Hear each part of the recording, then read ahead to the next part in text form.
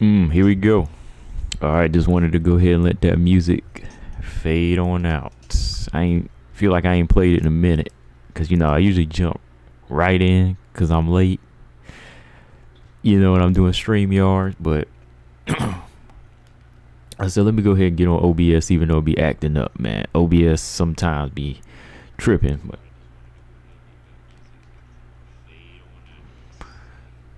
okay. So yeah, man, we back. It's been a few days, right? Had some stuff to take care of, and I just wanted to kind of,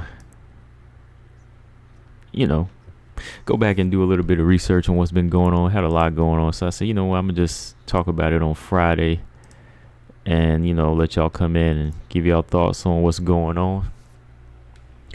But let me know if the sound is okay too, because OBS is tripping sometime, man. So OBS is weird like that. But let me see, we got about 10 of y'all in here, so we're gonna go ahead and get into it. Just make sure y'all hit that like. We got 10 in, hit the like. Let's see who we got. Ernest, BJ, X. What's up, Brian? Two Beasts, what's up, man?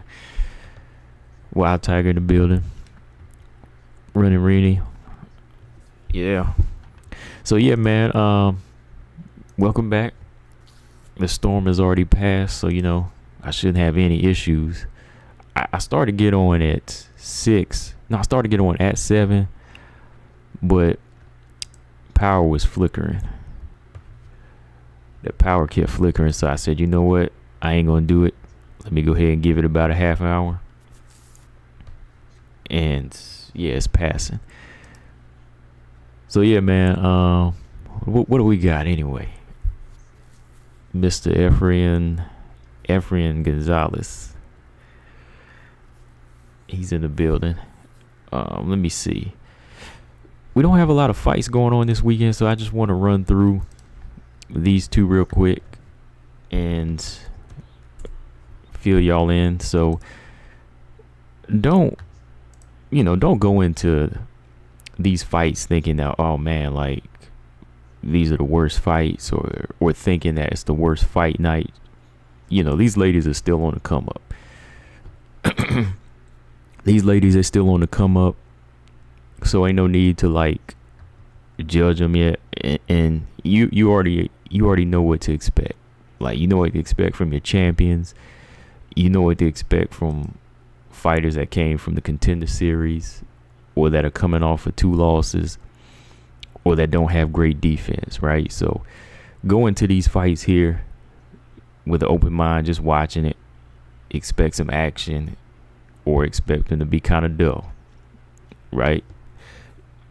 And it's going to be just that. Again, it's not like a championship level fight. Like, we don't want to see that from a championship level fight, of course. So I know why people get up in arms about that. But when it comes to something like this, these matches, these fighters aren't even ranked yet. You know what I mean? So it's just like, just watch them, just enjoy them for what they can be. But like I said, I'm not really going to go into either one of them, break them down, Maria Oliveira and Glory to Paula, because I'm not expecting a lot from them. Oh, Wild Tiger says she followed me. Okay, I have to go in there and check them notifications, because I don't really update my phone. So I've been having trouble. Like, I can post, but I can't really see notifications on Instagram because I don't upgrade my phone. So, and that's my fault. Appreciate that though. But yeah, let me see. Maria Oliveira, Glory to Paula. They both young, and it's kind of like they're the filler of the strawweight division. They both have to find out what they really want from this game. Maria Oliveira, I'm not really that high on her, because I seen how she looked in that Contender Series fight when she fought Marina Rodriguez. Do y'all remember that? Then she kind of like turned away and just quit. Did y'all catch that? I mean, I'm hoping she's doing better. I mean, she lost her first fight in the UFC against Tabitha Ricci, and I thought she had some okay moments, but she could have did better against Tabitha Reach, because Tabitha Reach is not like the greatest striker, but she let her take her down continuously in that fight. But Maria Oliveira, it's not really, like I said, not really somebody I'm gonna go in there and say, oh man, like she got to do the greatest thing in the world. Or if she doesn't, I'm just be like, oh well, that's on her. She's a kind of a long, thin striker. She's about 5'5". That's kind of tall for the division, or a good long height for the division. She's 25, so I'm expecting them to go in there and put on some action, at least try, because Dana's gonna be watching, and I think pretty soon he's gonna get to a point where he's gonna start saying, if you don't perform, I'm gonna start cutting people. You know what I mean? I'm gonna start cutting people off of boring performances or people not trying. Done that before, right? It might need to start doing more. You know what I mean? Like if it don't look like they're putting forth the effort. Well, boring is one thing, but not putting the effort in, that's another. You know what I mean? So she's gonna have to make sure she does that. Glory to Paula, she just broke a 2-fight losing streak. What's her name? Velismus beat her. Yeah, Velismus. Didn't Velismus knock her out with like an up kick or something like that? And beat her down. I was surprised at that fight. And before that, Jinyu Fry beat her. And someone was telling me Jinyu Fry was going to beat her, man. I was like, oh, man, I know Jinyu Fry probably going to beat her. Then she came back and beat Belbita, which I give her that. I feel like her skill level is a little better than Belbita, but she trains with her partner, Mayra Buena Silva, so hopefully, she's stepping up that defense, though. Because I see this fight kind of being a stand-up match here, but power and confidence edge, I give that more to Glory to Paula. Maybe Maria Oliveira going to switch it up, show us something different. Maria said F that against Marina. Yeah, I thought so. Yeah, I remember watching that, and I remember her like getting hit with a few shots, and then she like turn and walk away. I was like, oh no, come on now. I was like, don't do that. So yeah, that kind of left like it's burned in my memory.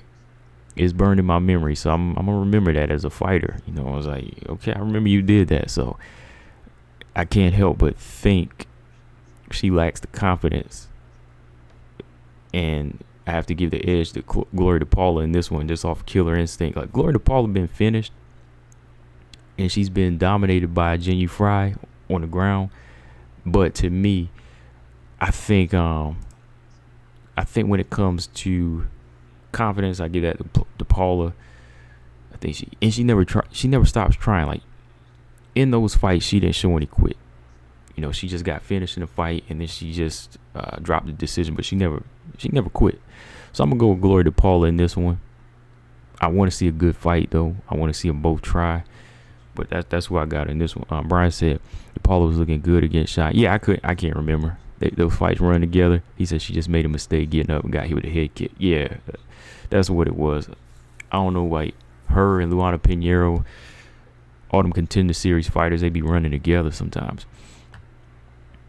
Velismus caught her in the face as she was standing. Yeah, okay. Okay, yeah. Wild Tiger said Dana behind. He need to hire these MMA fighters who put in work and effort. Yeah, he do. Because some of these fighters, like I said, when they sign. I ain't gonna bash them because they got signed. But there are better fighters out there. Like there are fighters that need to be signed. Let's be real. But yeah, Glory to Paula, I'm gonna lean in her direction. Jasmine, Jazzy Vicious as I call her, versus what is her name? Natalia Silva, making her UFC debut. These two, they trying to fire her up something, man. Did y'all see the weigh-in? Jasmine, she just came out like pointing her finger, and I think she said she was gonna F her up, and then they got in each other's faces. I was like, dang. Which to me, I'm like, it ain't nothing that serious, but that's what makes it fun. They trying to build. She trying to add a little fire to the card tonight for the women. You only got 2 fights on the card Saturday nights for women, so Jasmine, she trying to put a little spotlight on her name, and I respect that. She go in there with throw down. She's got an accent style. She's big, she's strong. But you got Natalia Silva here, who's got like 17 fights. I think she's finished. How many people she's finished? Let me check her resume. Good submission game. I know that. I was looking at some fights earlier. Hold on. 1, 2, 3, 4, 5, 6. Got like 6 finishes on her resume. 5 of them arm bars. So this girl's dangerous on the ground. Got a submission game. So you gotta look at the gotta kind of go back and look at these resumes, how these girls handle themselves even in the lower level. I mean, I know it's not UFC level, but Jasmine's only had 1 fight in as well, so this one might be kind of even. Natalia Silva, she diesel too, man. She's fit. But I'm just looking at this playback. Y'all got to look at this. I'm going to post it in the comment section. Hold on. Jasmine just came out, started pointing her finger. She was like, I'm going to F you up. I was like, dang. So she trying to make this thing. Live for y'all. Hold on. Wait a minute. Yeah, y'all can watch it right there.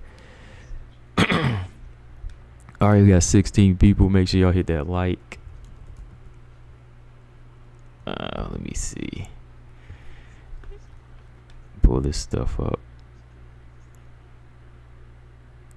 Oh, TJ said, I hear what you're saying, and I'm going to let you finish this, but Caitlyn is 100%. It had to be. Oh, okay. Yeah, we're going to talk about it. I'm going to talk about it. YouTube users have more excitement for WMA. Is always a good thing. Definitely selling the fight, and I'm all for it. Yeah, look at it. I mean, it's nothing like crazy or ignorant. I mean, yeah, she's just selling the fight. I'm cool with that because I like to see a little bit of a build up. I like to see somebody push somebody's buttons every now and then because that's what we got to do, right? That's what you got to do because most of these people pay for blood and they want to forget, once again, one of the most boring fights in WMMA history. Like, it's still on a lot of people's minds, so they want to see action like this and build up. Look at Jasmine here. Hold on. She got weighed in, jumped off the scale, and stepped up to Silva, started pointing her finger in her face, said she was going to F her up. Silva ain't saying nothing though. Like, I don't know, man. Silva might go in there and get the finish if it go to the ground. But yeah, Jasmine, one thing I say about her, like, she bangs, but no sense of distance. Like, she gets hit. My girl gets hit. I like her, but she gets hit. You know what I mean? So I'm gonna just say if it goes to the ground, I'll give it to Silva.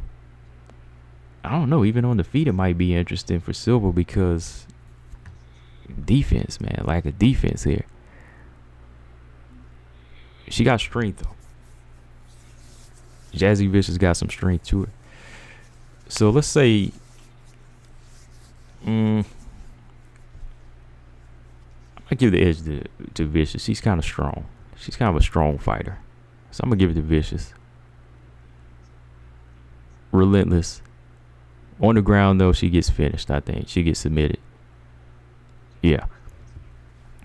All right. So let's see.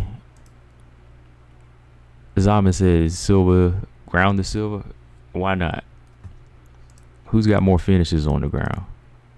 Let's see. 6 arm bars for Natalia Silva. No finishes on the ground. Well, you got a rear naked choke for Jasmine. But me see how many 2 other finishes on the feet. Yeah, Silva seems to be the one with the submission game. All right, now if she ends up submitting her, man, don't come back to me telling me you don't like the taste of that crow you be eating now. Come on now. Yeah, hit that like. You got 21 people in here. If you like WMMA, hit the like button. Like BJ said, he said, shout out to all the people who support us WMMA channels. Wild Tax, okay, I ain't gonna lie. Sometimes in weigh-ins and press conferences do be having me hyped when it comes to WMMA. Yeah, it do. Like, especially when I see girls that the ladies I want to see fight finally size each other up. Like when I saw the Manon and Jennifer Maya, when that one got me hyped, because you know she was stepping her competition up. People were doubting her, so I was like, yeah.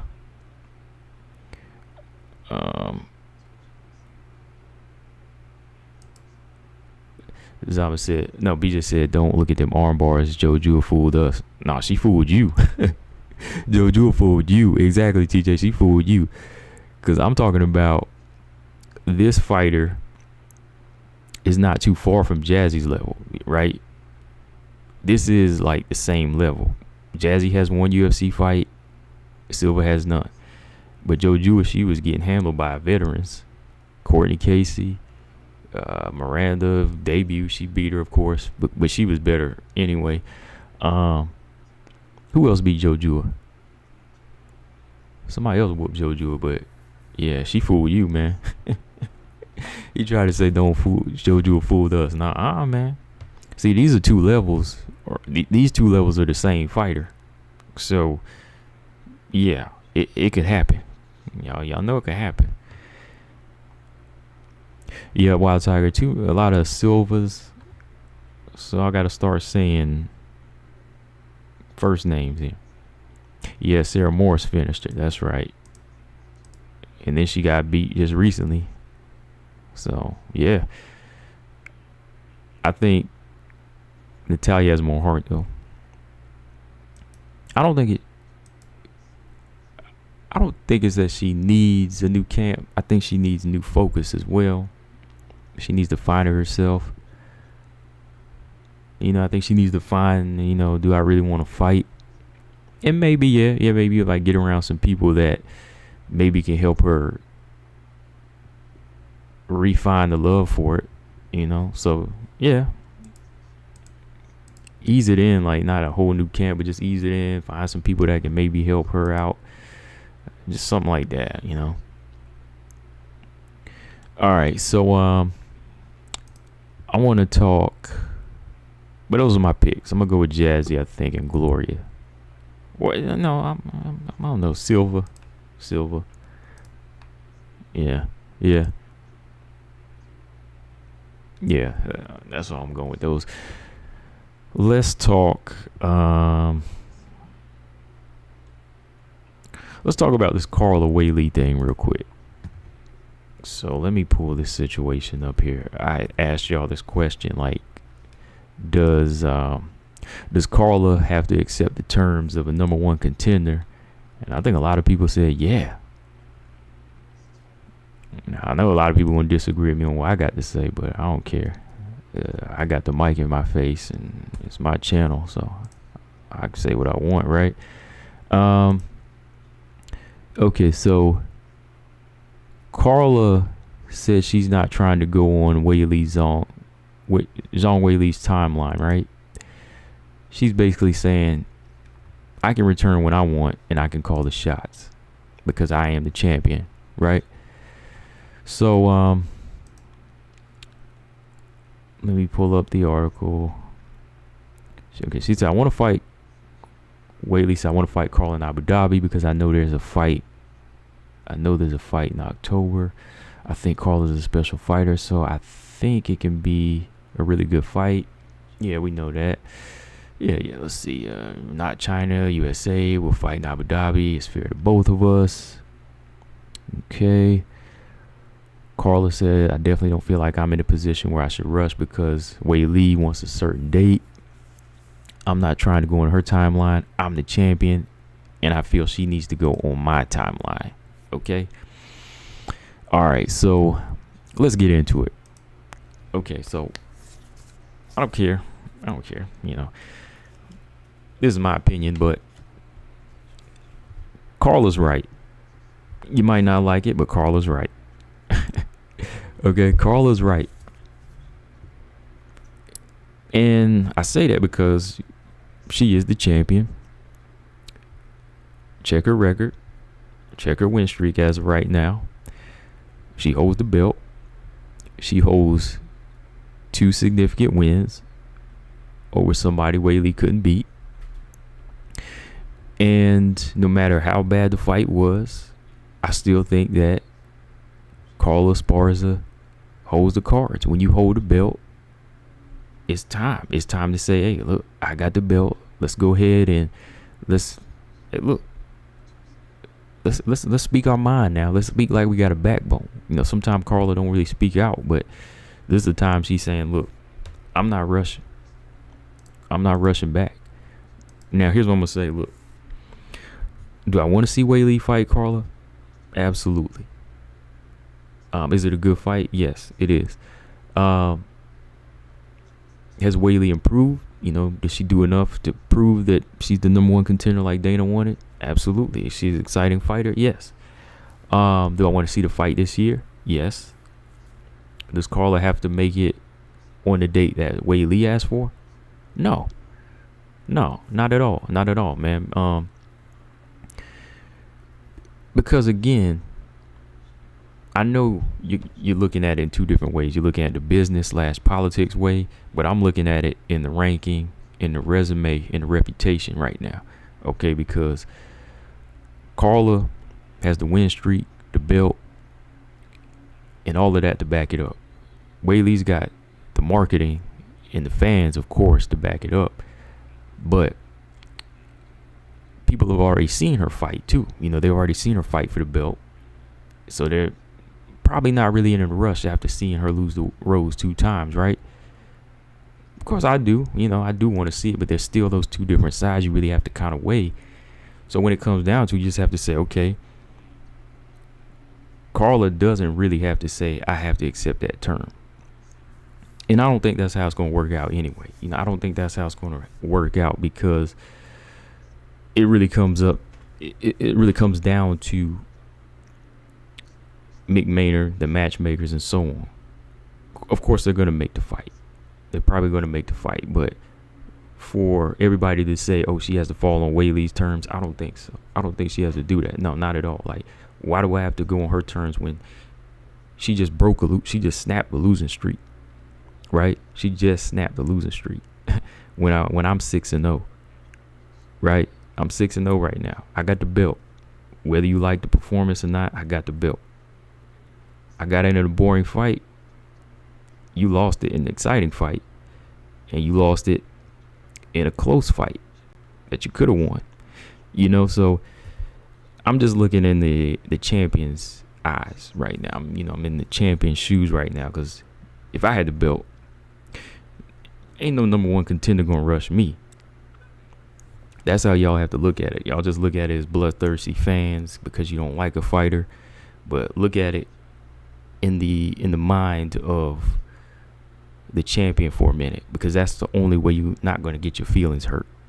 You know what I mean? Look at it on how business is going to work if you were a champion. So I have no problem with Carlos saying, we come back on my terms, because I've been fighting, and she said that I fought. I can't remember how many times she said she fought the first time she won the belt, and then she went right back in and fought Joanna, and she said she's not doing it this time. Now, if she's just saying two months, like if she wants to come back in December, let her have that. You know what I mean? Let her have that for a change, because it's like, come on, all I need is this amount of time, or even January. I don't care, because the build up to this one is going to be nice. I mean, I want to see an improved Carla from the last fight. I don't want to see her just run back in there. I know everybody want to see her run back in there to lose the belt, but I want to see a good fight. I just don't want to see somebody, go in there and say, oh, lay down, take it. I want to see a good effort from both of them in this case, Weili feeling good off the Joanna fight, but she gonna need to do some improving too, to really make people say she's fully back. Like I said, you just snapped one fight. Like, I give her a lot of credit for what she did. Don't get me wrong. Like, it ain't no diss to her or none of that. It's just being real, saying, look, you don't have the belt. She's got the belt. She's got the belt right now. Before I continue, let me see here. Gabrielle said, I agree, Carla's right, but the UFC might disagree. Yeah, that's what it comes down to. Like, Carla can say what she want, but since Dana's in a rush to try to get that belt in another hands, hey, that's what it is. BJ said,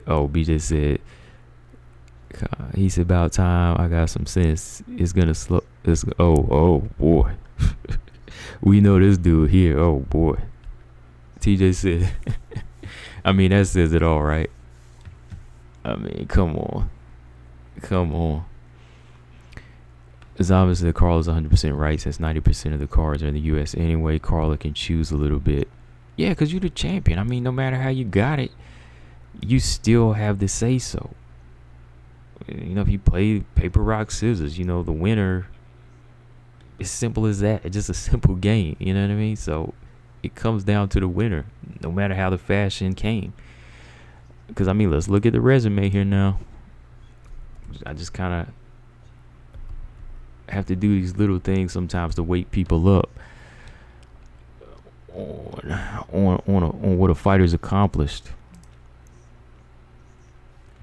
I know what the last fight looked like. Look, Carla's 19-6 right now, right? Since 2019, she hasn't lost a fight. So she's gone 3 years without losing a fight, y'all. Rebuilt herself. Took her time to fight. Some close fights, close fights. You could argue, okay, Marino beat her, this and that, but she got the L. Oh, excuse me, she got the W. So let's look at the resume. Verna Gendaroba, Grasso, Waterson, Marina Rodriguez, Jan Jana, and Rose Namajunas. That's 6-0. All right, 6 fights in the past 3 years. All wins. Okay, all wins. That's her credibility right there. Okay, Weili, 1-2 in the last fight. Of course, her win streak was all the way back to, before she was in the UFC. But y'all know my point is, like, she's coming off of a 2-fight losing streak in 2021. Didn't win any fights in 2021 against Rose Namajunas.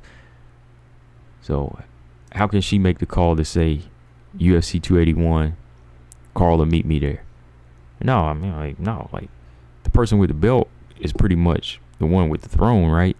So they call the shots. You have to invade their space, right? You invade their space. So you have to come to their town, wherever it is, take their belt. That's how I see it. So again, 6-0, 2-fight losing streak in 2021. Just snapped it against Joanna, of course. Joanna, somebody Carla can't beat.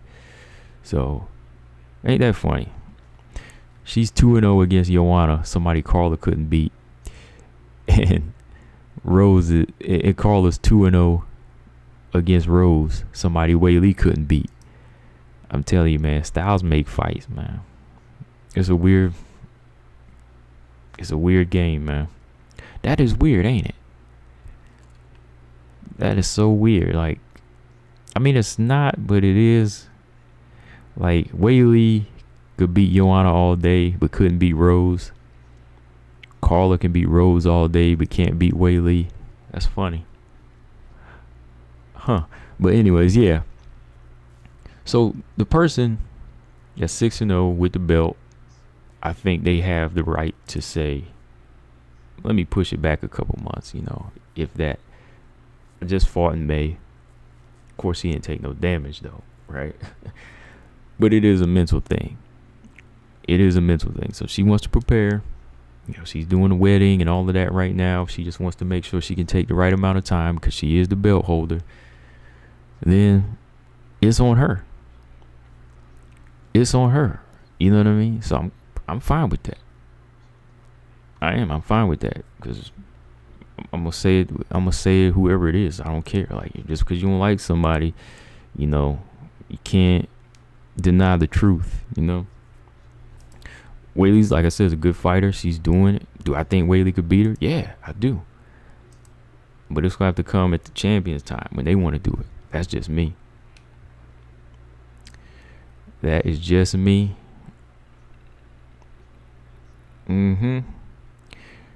Mark said Abu Dhabi is October 22nd. Yeah, UFC 281, right? So Carla's still honeymoon phase. She's trying to vacation for a bit. Carla's probably not trying to fight until December or January. Yeah, I'm fine with that. Yeah. Like if she wanted to do December, do it. January, that's fine. You know, Rose takes her time coming back. Who else?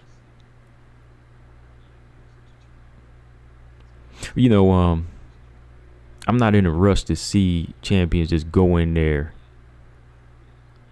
in like 3 to 4 months. I mean, it is cool sometimes, but I mean, if they need the time to rest and recover, because you know, champion fights are at a higher level. You know, so I don't mind. I don't mind, you know, an extra 2 months. I mean, 2 to 3 months. So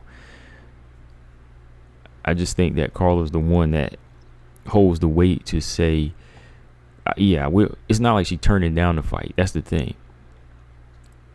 It's the win. Like, it's not the who, it's the win.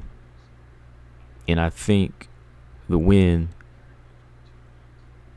it'll fall in, you know, to the champion's favor. You know, they can choose when it happens, where and when. But I think she'll definitely fight her, though. TJ said, would be right. We're talking about Carla Esparza, who Dana doesn't like. Yeah, well, you know, you two years said Carla got a physical win and a mental win over Rose. A W is a W. Exactly. That's what I'm saying. You know what I mean? Like, a W is a W to me. You know, a W is a W to me. Like, did I like the fight? Not at all. But on paper, it's a W.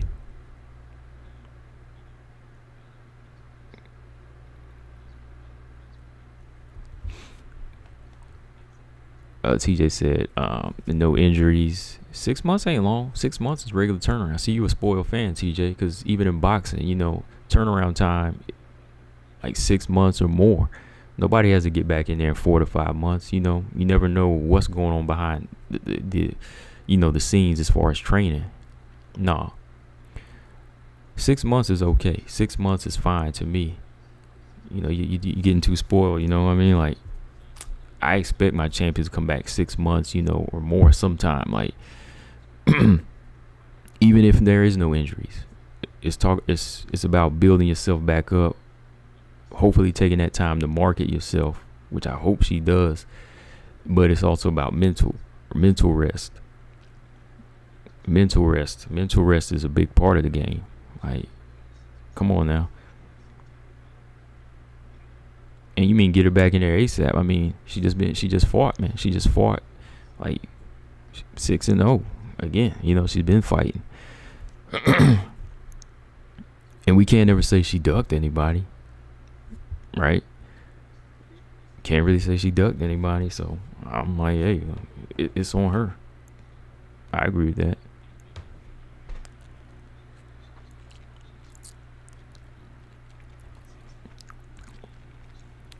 Yeah, that was the main point I wanted to make on that.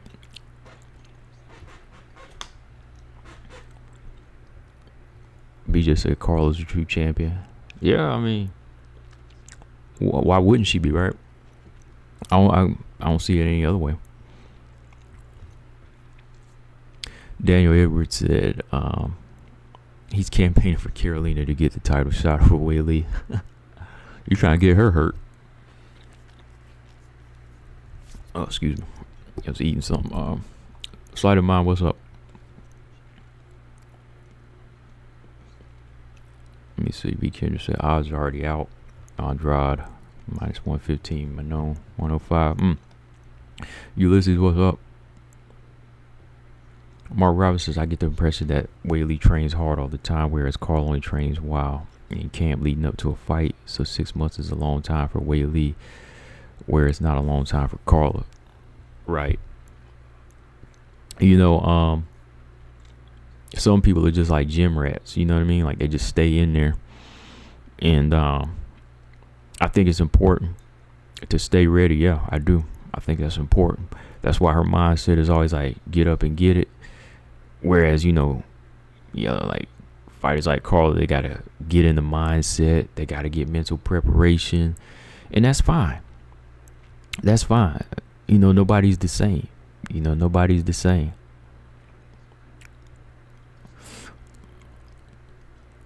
James Perez, what's going on? Oh yeah. Like I said, James Perez, I posted my rules. You know, we ain't gonna talk about no other channels in here. That's just a heads up. You know, if you got something to say about somebody, you know, you ain't gotta mention nobody's name unless it's BJ.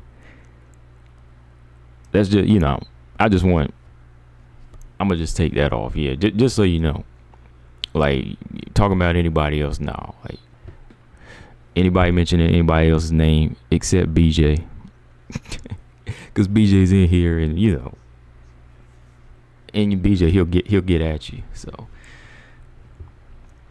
and it's all in fun there. So like I said, I posted that. I nailed that to my community wall. I'm sticking with it. You know, we ain't gonna be name dropping people or even talking about people.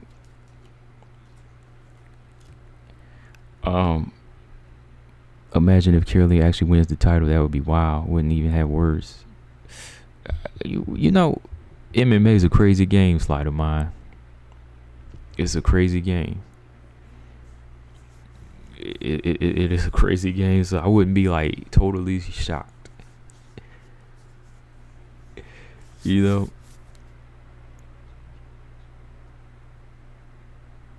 but it's on, man. I mean, this yeah, well, I'm gonna hold off. I'm about to say it's on because I'm about to jump to the next fight. But yeah, that's my thing on that. Like, what do y'all think, man? Like, does Carla have to do it on Weili's terms?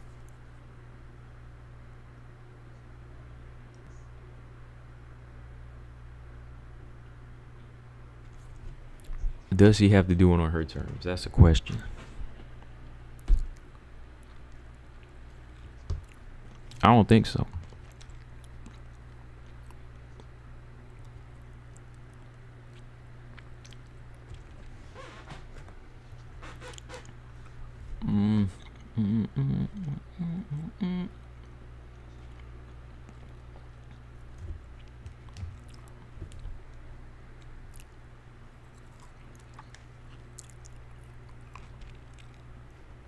Man, hold on. Is this stream smooth? Let me see. There's not really even enough video to maintain smooth streaming. Let me know if the stream ain't smooth because it was a storm out here.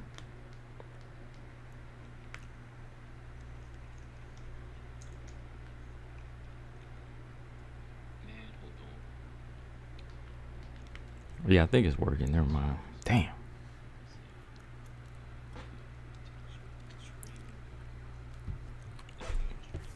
Keep getting these warnings on YouTube.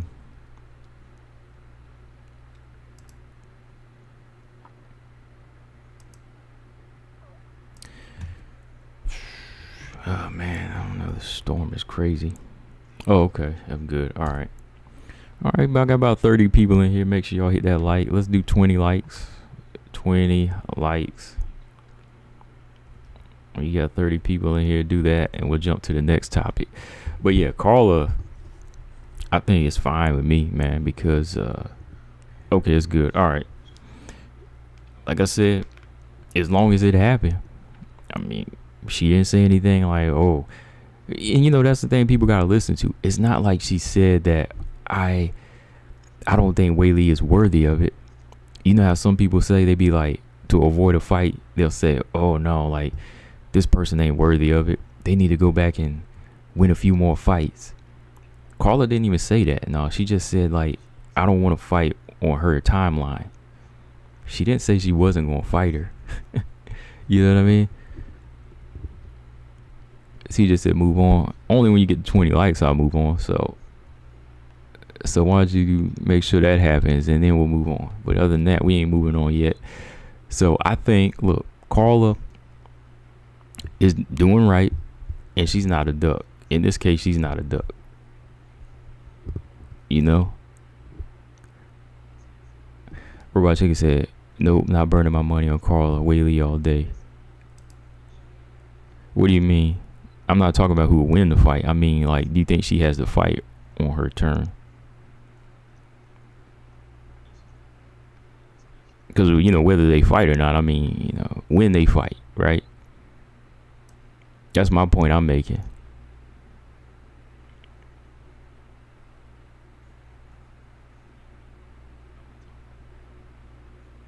Zhang said he'll wait because he know Kaz was more bet on Weili.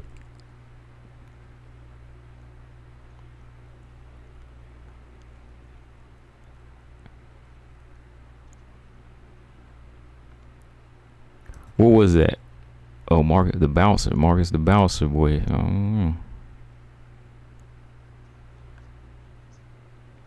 Oh, something about somebody being a bigger draw. I don't know.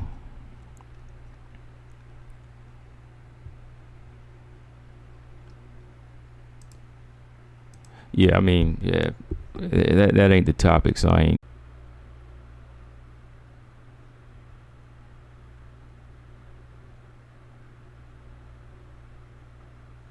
Yeah, it is. Damn.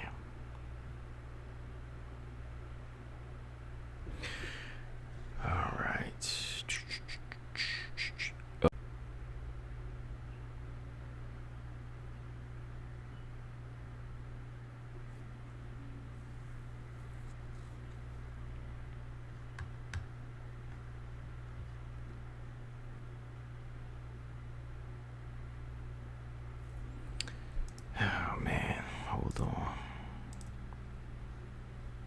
This thing is really crazy tripping here.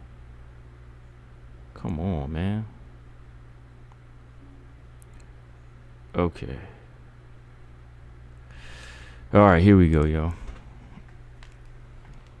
I wasn't, I think I'm back. Am I back, y'all? Let me know if I'm back, because this storm is really messing up the connection out here. And I'm not playing. Hold on. That's why I was careful, man. I was like, I know I closed the window, but I wasn't like, I was about to start cussing over here, man. But I said, I was about to start cussing, but I said, uh-oh, you know what?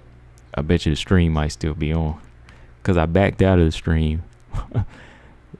And I started getting pissed. But what was I saying? Yeah, I was saying, yeah, y'all were talking. And I said, yeah, Mark, he's sticking on topic. So let me read his comment. He said, some of this may be payback. Carla said that she almost fought Weili before, to the point that the poster was already made. I'm not sure, but I think Weili refused for some reason. Really? I didn't know that. Did I? Have I ever heard that before? I'm not sure. Have I heard that before? Let me think. I don't remember that. Slight of Mine said, how well do you think Connor's very light and idiomatic karate style Muay Thai techniques translate into WMA? What do you mean, like if a female fighter adapted his style? I don't know. I mean, if you were saying like if there's like a female Connor, I don't know. Let me see. I don't think it would do that well. You're dealing with some. It depends on the division, but I don't know, man. Some of these girls with good ground game would just take him down or take her down and beat her. They figure it out. Connor's becoming one-dimensional though. If you're talking about a Connor now. Okay, yeah.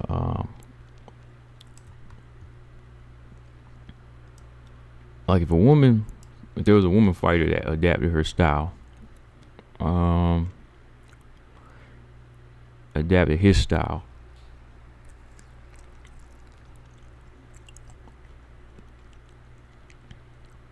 I don't know.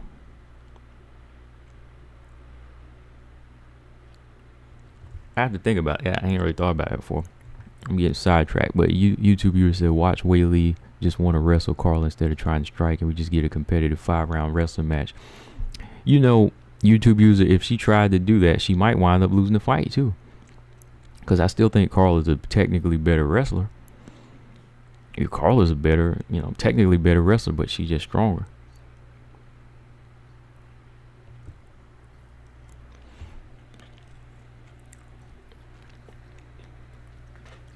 John Z said, who is Carla married to? I don't know. I see the guy, but I don't know him. This is a guy with glasses I seen.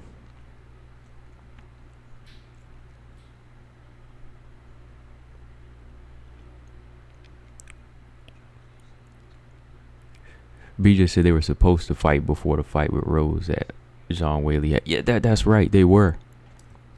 I knew I was forgetting something. Yeah, they were. Weili and Carla were supposed to fight because I think it was like 2020, right? 2021, whenever Rose was not complying to Dana, so Carla volunteered to step in. There was that situation, but was there another situation where Carla and Zhang Weili were going to fight, but I think Zhang Weili wanted another title shot, right?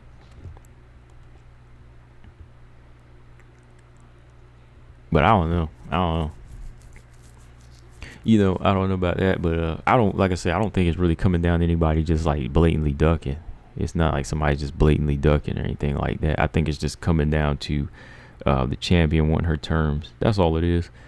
But let's move on. Speaking of ducking.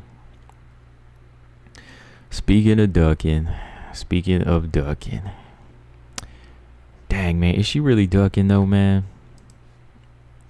Hold on. Because y'all know, look, I'm a fan of her.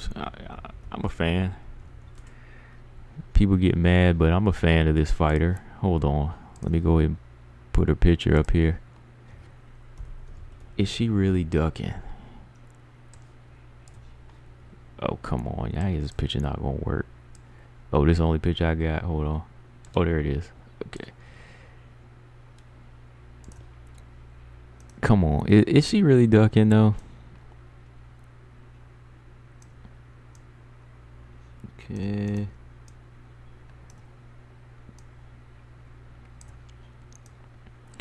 Is Chikagian really ducking, man?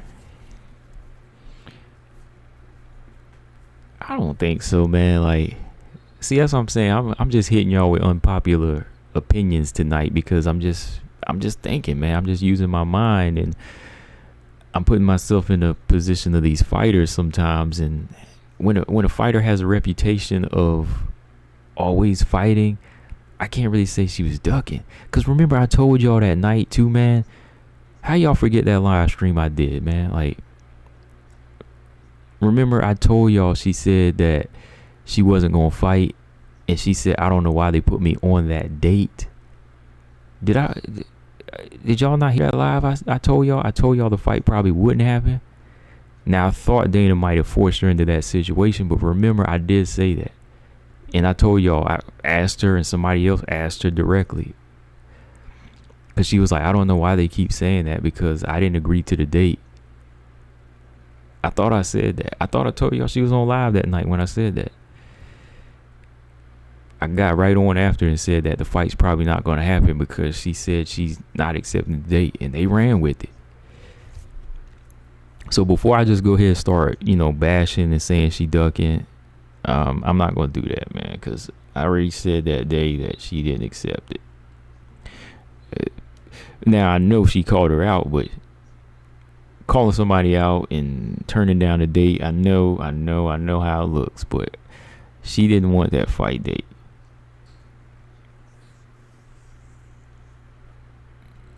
I don't think she is, man. Like I said, I don't care what anybody says. I mean, y'all, you can have your opinion, but I mean, if you think I'm crazy for thinking that, I mean, I got the evidence to back it up. That's the one thing I'm saying. My point is that for this particular situation, that date didn't work for her. All right, so that's why I said before. I was already thinking about it, because I was like, okay, the UFC is probably gonna go ahead and put this out like it's official, but she already said she ain't accepting the date, and I said, watch everybody get mad. Everybody gonna get mad and start calling names. But as one who was calling for this fight, I'm disappointed. I'm disappointed, but I'm just getting too old to just sit here and say, well, I ain't gonna say old. I'm gonna say I'm getting more mature. I'm mature now. To just keep saying, oh man, this person's a chump. They're a coward. They suck. Oh, you a coward. You a duck. You a chicken. You all of that. I ain't even gonna say that. Especially whenever they're doing something you ain't doing, and they already got the resume to speak for themselves. I ain't even gonna do it this time. I wanted to fight. I'm disappointed, but hold on, we gotta fight just as good. Caitlin, I'm not able to do that, but we got a good fight, man. We got a good one here. We got Manon Fiorot and Jessica Andrade. Manon Fiorot and Jessica Andrade, that's a good fight. That's just as good. It's just as good. That's why I say I got to, I give Manon props, because she going to take on either one of them. Because I told y'all, these two are the gatekeepers of the flyweight division. Well, possibly Andrade, she's gatekeeper of both divisions right now, right? But I like it, man, because I like the energy Manon's bringing. I like this one because it's still a big threat. See, Caitlin Chikagian was bringing a threat. Oh, hold on. No, please said which WMMA fighters fighting tomorrow got the Paula and Jasmine. Those are my picks. The Jasmine and Silva. I don't know. Silva might win though. I'm not sure. Yeah, I'm kind of looking at either one. That one's probably closer, but I think the Paula might win her fight. Yeah. But yeah, I think Andrade and Fiorot, they both present big threats, like different type of threats. Chikagian, she presents that IQ threat. She can expose you in that way.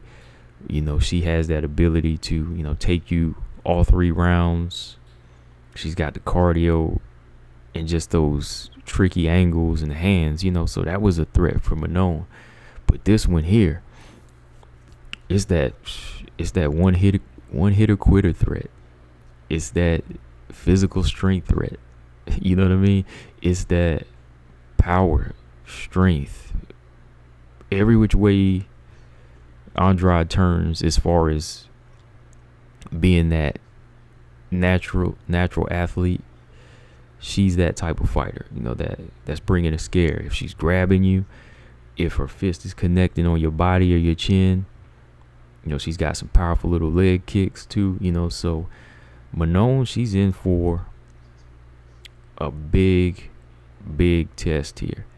One that doesn't really deal with a lot of technique, but it's just that raw energy and raw force that Andrade is bringing that makes this one like, oh man. That's why whatever Chikagian's doing, I'm like, hey, do whatever it is you need to do. We got another good fight right here. We got something that I think if Manon can make a big statement, she'll really put herself on the map. So that's the question. Like, what do y'all think? Which one is the bigger, more meaningful win? Like, Manon stopping Chikagian, that's big because she's the number one, right? But when it comes down to resume and what Andrade is bringing, which one is the next one? Or which one it really is bigger? Andrade, right? John Z said, is Manon getting rushed up too early? I don't think so. I think for one, she did get pushed a little earlier than they intended, because Jessica I pulled out of the fight. So when Jessica I pulled out, they gave her a higher fighter, right? So I think in that fashion, she did get pushed in that manner, but they just had to amp it up. They just had to step the game up. You know, sometimes it don't play out like that. You just got to take opportunities. What else you said, John? He said, I don't think anyone wants to see Shevchenko and Chikagan part 2. Nah, not really. James Perez said, if Manon wins, she's next in line. Yeah. You said, I love that Andrade is down for whatever in whatever division. With Gan and Tai confirmed now, Andrade and Manon. Paris is going to be fire, man. Shoot, I got a passport renewed. I ought to fly out there. Man. Because that is a card right there. Gan and Tai Tuivasa. Andrade versus Fiorot. First card in France too, right? Damn. Alright, we got like 24 people. Can you get to 24 likes, 22 likes? Still at 19.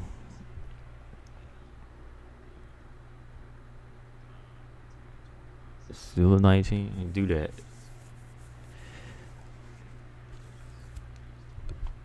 Mastermind said she replied to my message when I asked her, Manon want that title shot after the win. Yeah, she will, man. Robot Chicken said Tate should fight a legit threat before fighting Valentina. Yeah, the legit threats to me are Chikagan and Andrade. You know, they're the gatekeepers. So I think you have to step by one of them to get your title shot. So Manon in this position now with Andrade. How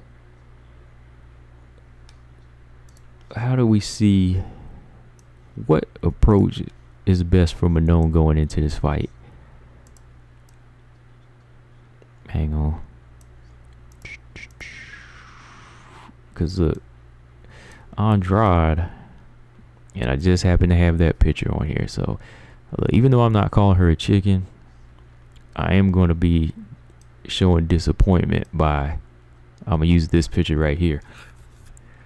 This is what I'm going to put up here, right here.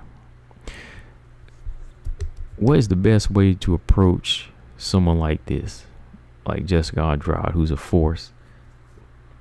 And somehow, I think being at flyweight, she's a little bit stronger. You know what I mean? I think the flyweight weight fits her because the weight cut's not as much, and she can still pack that power and that physical strength. The only thing is, it's good for the flyweight level, but it ain't good for Valentina Shevchenko. Andrade just comes in there full force, bulldozing. I mean, she has added the element of, cutting the octagon off a little bit more, using her striking, wisely a little bit. But when I think about it and watch what Chikagan could have done, there's already a blueprint out there to beat Andrade, There's already a blueprint out there to beat her. Chikagan, she had them tools. She just didn't have that physical strength. She just didn't have that strength and that pop on her punches. She was a little bit worried about getting in there, and she already showed with Andrade she was worried about the power. Let's put it that way. So she was trying to avoid that, but it was inevitable. It was inevitable. But I think where Chikagan fails, Manon Fiorot, she prevails. I think Manon, she's the type of fighter that wants to finish, but she also fights with an IQ, a high IQ.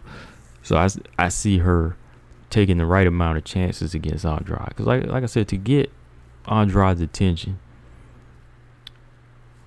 I'm going to be real, it's tough. Like,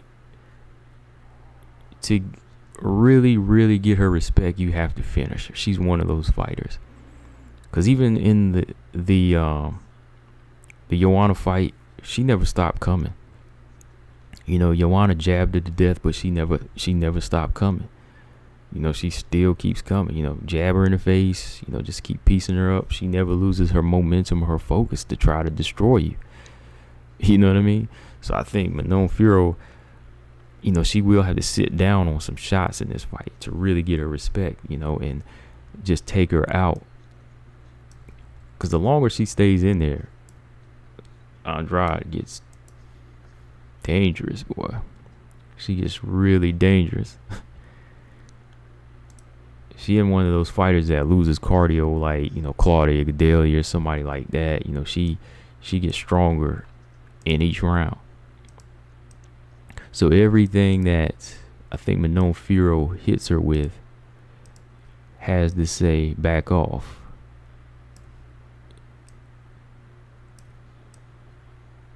Let's look at these stats real quick too, man. I haven't really just like matched them up. I mean, I already know like how the height difference is going to look. It's going to look similar to Andrade and Chikagian, but Manon's not as tall, right? Manon's maybe like an inch shorter than Chikagian. So let's see. Yeah, they list Andrade at 5'1", and she's dealing with somebody that's 6 to 7 inches taller, like 5'7", but I think she's like 5'7", 5'8", something like that. Manon is. She doesn't have like a long reach either. 66. I mean, it's decent,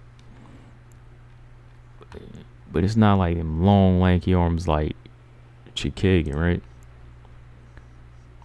4-inch reach difference. So you know somebody like Andrade, she's gonna be trying to close distance. She's gonna be trying to hook. You know, she's gonna be trying to hook. She's gonna be trying to go to the body and throw overhand rights.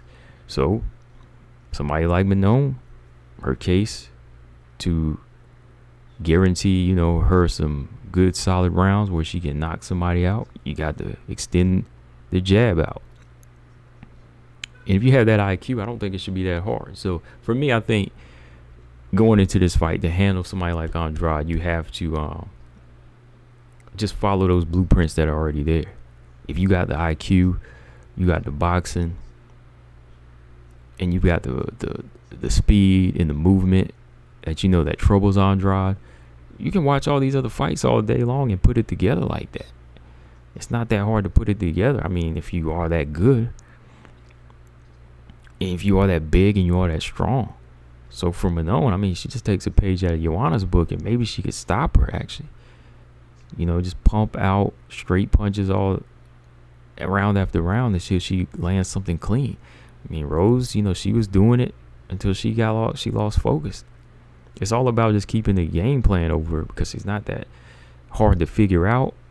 I won't say she's not hard to beat because she's racked up a lot of good wins, but when it comes down to it, I mean, there is a blueprint there. It's just you can't lose focus. You just can't lose focus in there. And I think somebody like Manon, she's not the type to lose focus. I think she can do it. I mean, she's coming in there looking like a bantamweight. Andrade, of course, she always has that power factor. She can land that big shot. She has that physical strength. You could see her pick Manon off her feet, or you might not. You might see her just go in there and neutralize the strength. Well, that would be crazy, because, you know, she showed strength against Jennifer Maia. You know, Manon shows some very good physical strength against Jennifer Maia. Like on the cage, I was surprised like how she could reverse her. So expect even like the clinch work to be interesting. You know, expect it to be tense at times. Expect Andrade to be letting haymakers go in there. But boy, I'm telling you, man, Manon gotta watch out, because if she catch one of them things, it'll put her on wobbly legs, man. It might do more than that. So I think distance is very important in this fight. Because really,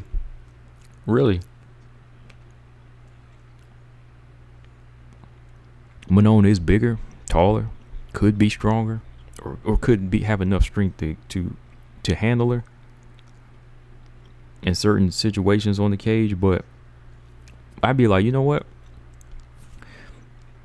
Don't even do that. Just stay on the outside all night. Just stay on the outside all night. That's all. Because like I said, Andrade is that one fighter with the blueprint. That's all you have to follow. It's simple. If you have those skills. I mean, who likes this fight more than they do Chikagan? I do. Robot Chicken said Casey O'Neal got hard. Oh, y'all talking about Casey O'Neal? Get out of here. I don't even know Casey O'Neal. Oh, I know who brought him up. I know who brought her up. Yep, TJ said it. TJ said it. I knew we talking about Casey O'Neal. Oh boy. Let's see. Mark Robinson. Once again, Mark Robinson always on topic. Not talking about Casey O'Neal. How Casey O'Neal name come up? Casey O'Neal is not on this level. Casey O'Neal is not on this level. Casey O'Neal is out of commission for a while. So, Casey O'Neal, yeah, that's all I gotta say.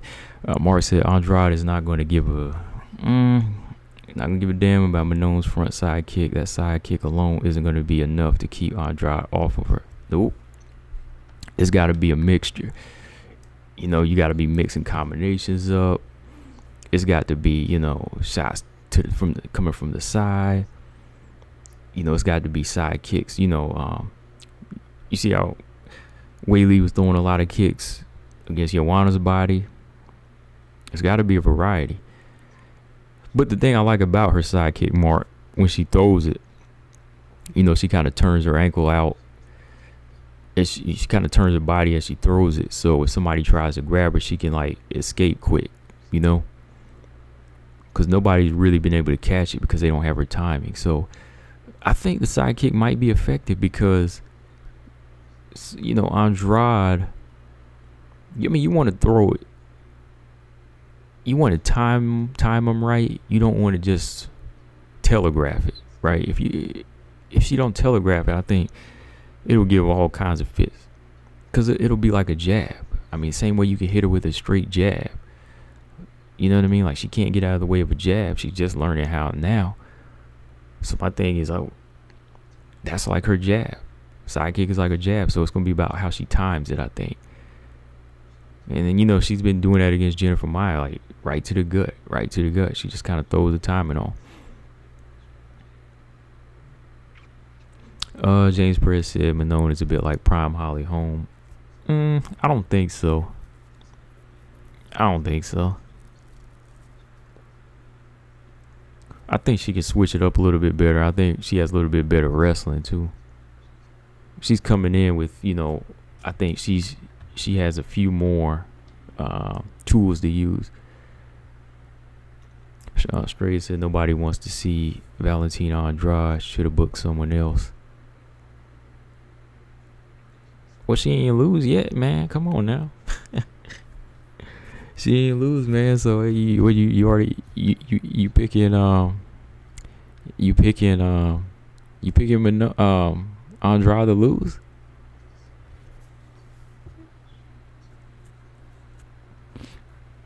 He says you'll pick somebody else. I mean, nah, you can't. Those are the gatekeepers. Who else are you gonna pick? You gotta fight your way up, right? To prove you're the best, you got to fight those fighters.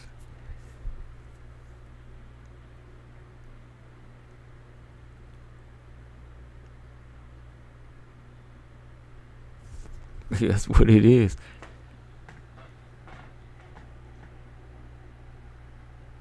YouTube user said even Rose was trying to keep Andrade at bay in their rematch, but Andrade just kept walking forward and started landing on Rose. You have to keep her away early to beat her. She's literally a bull. Right. Yeah. And I think, again, moving up, this is 125. She should have the size. Yeah, I mean, not the size, but the strength to do that with her punches, right? Let's see. V. Kendra said, how is the gatekeeper younger than the up-and-comer? Probably depends on who signed first, right? You know, age is just a number, right?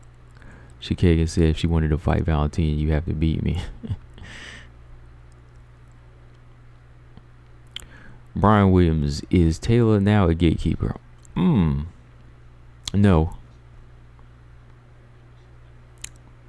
I don't think she is. I don't think she is. I think Taila proved that she's a contender. I mean, in a lot of eyes, she won the fight. She won a card, and she's still bringing like a big threat. Like, that's what a contender is to me. See, gatekeeper, they show no hope. The queen owns them. So she says, hey, you stay out here and you guard my fortress, Chikagan. You stay out here and guard my fortress, Andrade. Because that's all y'all can do. But Taila, she fought a good fight. And, you know, she got pushed away. But she said, yo, I'll be back. That's how Taila sees it. She's like, you know, I ain't your gatekeeper. I'll be right back. You know, I might have, you know, my eye socket got broke. But, hey, I'll be back. I think she's a contender, though. She's a contender. To me, I think gatekeeper is when somebody get knocked down off of that level, not just in rankings, but when they get knocked down off of that skill level and can't prove that they're worthy of contending again. You know what I mean? That's what it is to me. So Santos, she's a contender to me. She's still a contender. She'll come right back. But yeah, I think I broke it down best, right? I gotta do this again. I mean, hold on. I mean, that's how I've always seen it over here. It's like a video game. You trying to get to your boss, you got to go through those. You got to go through that gauntlet.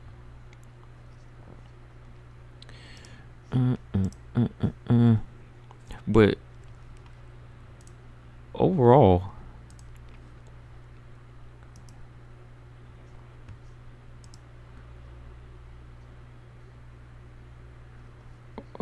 there really are no other, when you think about it, really no other contenders, man. I mean, you call Miesha Tate one, which I'm gonna talk about here in a minute. Robot Chicken said, damn, what is Murphy then? Let me think. Murphy. I don't know. I mean, she's kind of a test. I mean, Murphy's just kind of a test for, you know, next level fighters coming in. Yeah, like Jane said, she's a low level gatekeeper. Yeah, she's like right before the other ones. Like, you beat Murphy, you got to fight Andrade or Chikagan next. Yeah, just another low level. I did a picture on that a while ago. I mean, I put a picture up of that. I mean, I guess some people see it, some people don't. I had Murphy up front and Chikagan and Andrade as the side by side is the gate. So yeah, Chen says she's the gatekeeper of gatekeepers, pretty much. Straya said, what's the better fight, Manon versus Santos or Manon versus Andrade? Manon versus Andrade, because I want to see how Manon handles that next level first. Like, if Manon gets by her, then I think Manon versus Santos is an even better fight. See, you know, Santos proved herself on her way up and just proved it with this fight this past Saturday. But, you know, Manon, I want to see her with I want to see her with somebody big on her resume too. So before I see Manon Santos, I want to see Manon get her a name on her resume. I want to see her get a scary name. Yeah, I like Manon versus Andrade as of now.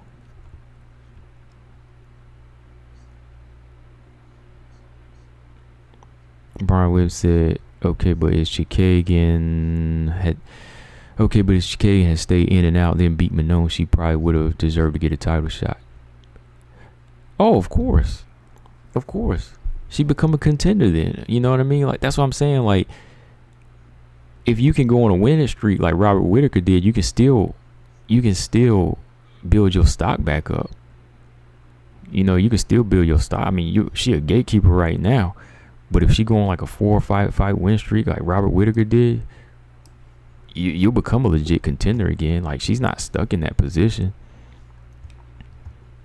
Like, if you do something that'll change, you know, your mind on how you gonna approach the next fight, I mean, that's a different story. But as of right now, she a gatekeeper.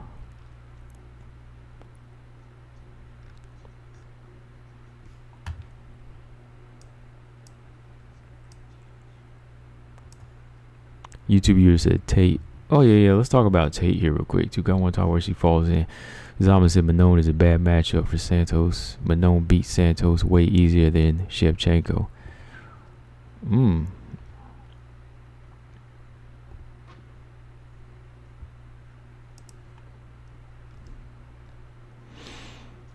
If Manon was more like flat-footed and stationary, then I wouldn't.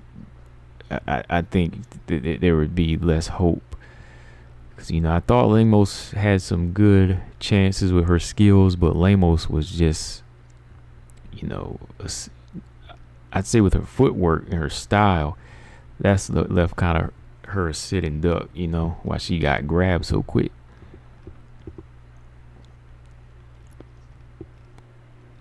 She was able to get snatched up real quick. All right, I'm just looking at something online. Hold on. But yeah, September 3rd, it's going down. Like I said, I would like to go out there. I would love to go out there. Mark Robinson said Val is stacking bodies around. It's starting to get ridiculous as Val adds Manon to the court of gatekeepers. A lot of the lower girls in Flyweight have little hope. Yeah, if Manon gets done in and Taila never gets her rematch, I don't know. It's gonna just be the bullet supremacy. It's gonna be a bullet dictatorship.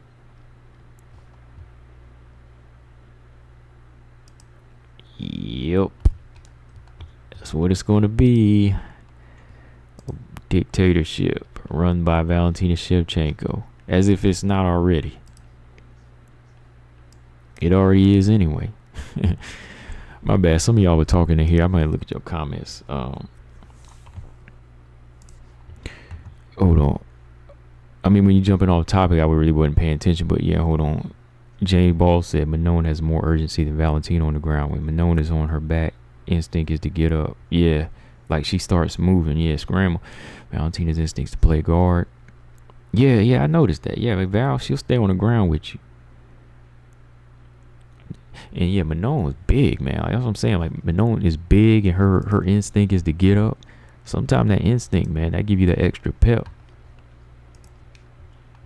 John Z said Bullet's division is a snooze fest. It's in best interest if that division gets more chaotic. People love chaos.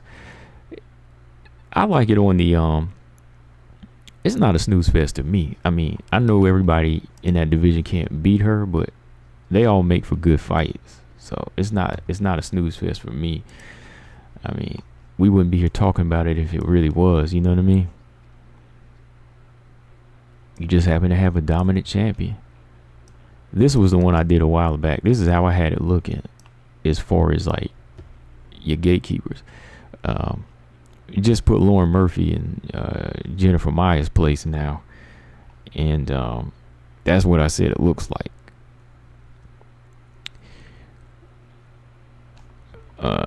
James Perez said I want to see Santos Manon, but I feel like Manon is going to fight for the belt before Santos. If she do, I mean, hey, that's cool. If Manon was the win, if Santos was the win, I'd want to see the first title defense against one of them. One or the other. Story Ranko is fighting Jesse Just Robot Chickens.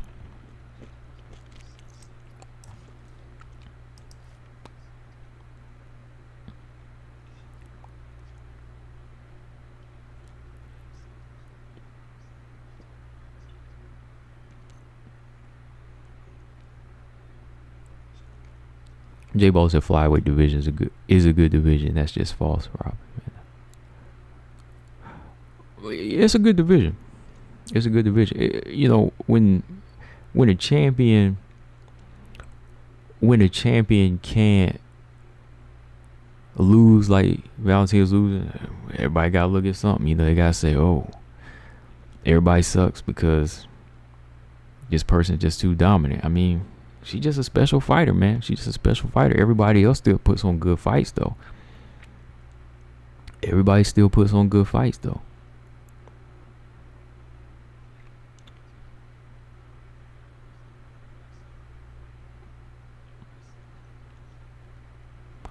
You know, so I mean, when a flyweight fight come on, I'm not sleeping.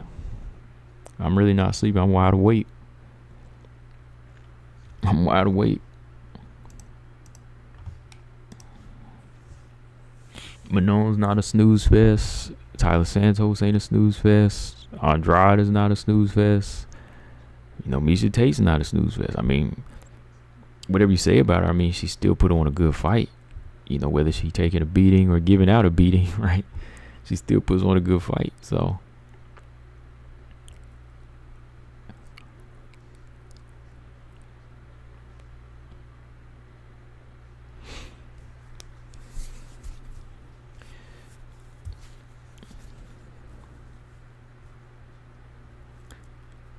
where is, yeah.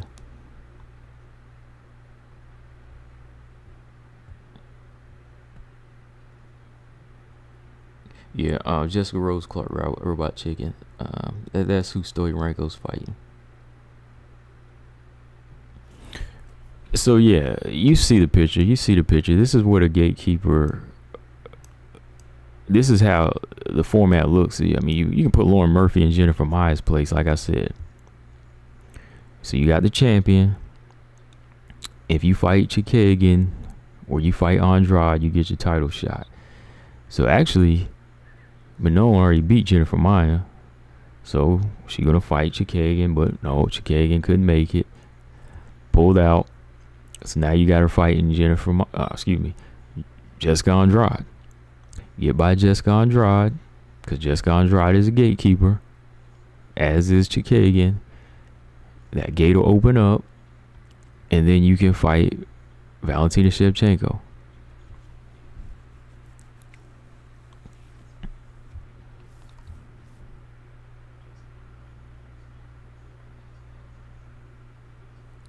James said, I don't see other girls whooping Santos.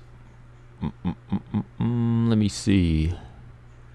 I think her and Manon will be the good fight of the division.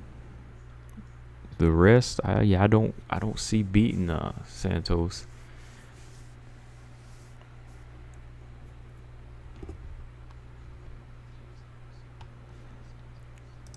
Okay, so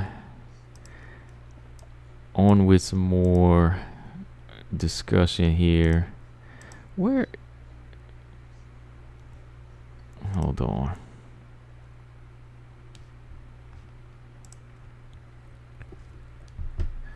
Mark says Santos lost to Barella because she couldn't impose her physicality on her. I think she would have the same problem against Manon. Yeah. I think, how did that fight go? I think Barella was actually taking Santos down in that fight, and they were kind of reversing roles in that fight, if I remember correctly. Like, Santos hit Barella with some good shots in that fight, I think. She stung her with some good shots, but it was Barella that was initiating some takedowns, if I remember correctly.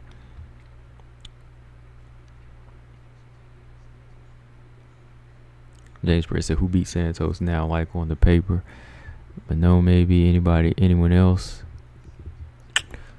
I really don't see anybody at the top beating her right now. I don't see Jennifer Maya doing it. I don't see Miesha Tate doing it or Lauren Murphy. Shoot, Taila Santos and Andrade, that would have been a good fight at one point.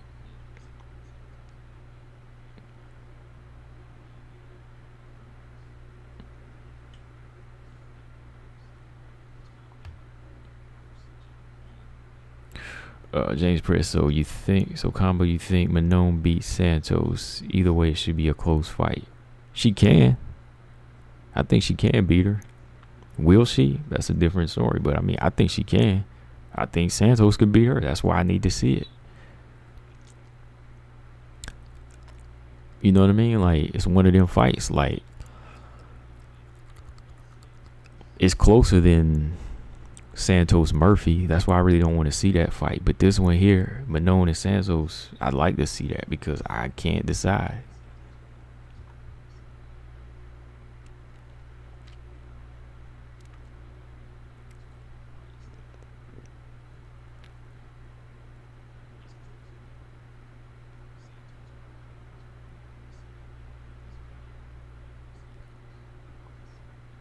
He said, well, I would hope she's good, because if she's not, it looks worse for her. Bullet.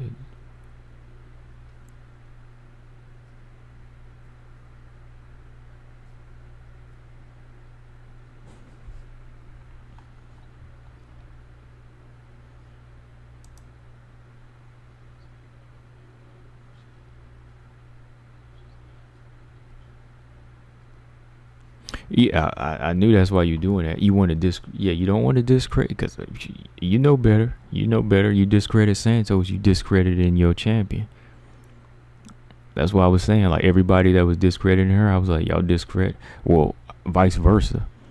I was like, anybody saying that Valentina's not that good, I was like, now y'all trying to downplay what Santos is.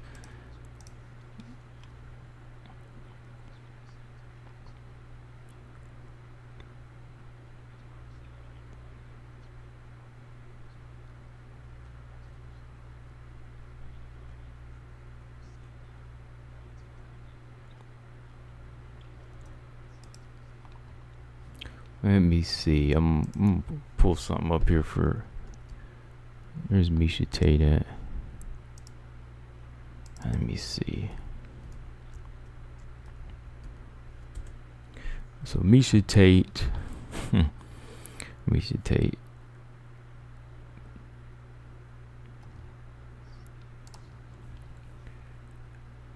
Hey. James Perez don't want. Can we all agree that Valentina takes Santos to school 50-45?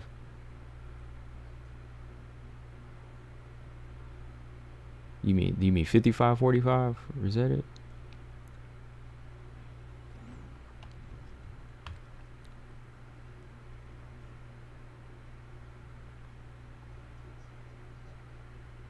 I was surprised I was surprised Omar Romero Barella, I was looking at that dang, she was actually, put some good work in. She has some decent moments.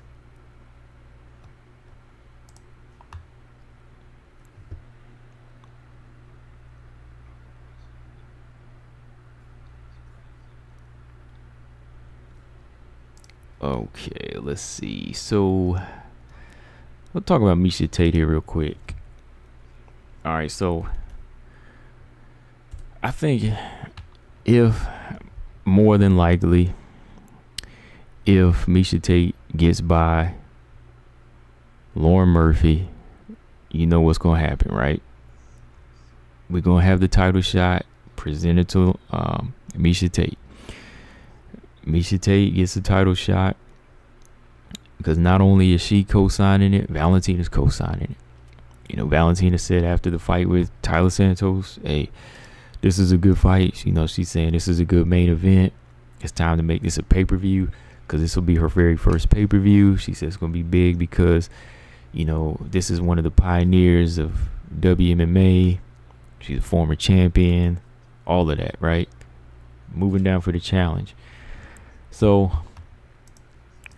as a fight, as Miesha get deserving the title shot, I don't really think so, man. Oh, you know what, Ulysses? When you said 50-45, I thought you meant the percentage, but you meant the card. I was like, oh, okay, I got you.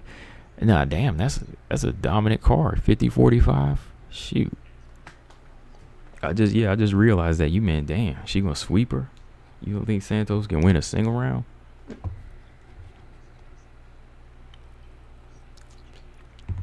But Tate, I think we all know is not really that deserving of a title shot. It's all just name here. So even when Val, she brings it up, it's time to get money. It's time to get money, and she wants to get a main event. If they make it a main event, which do you really think they will?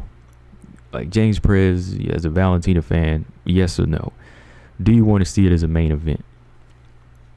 Do you really want to see this as a main event?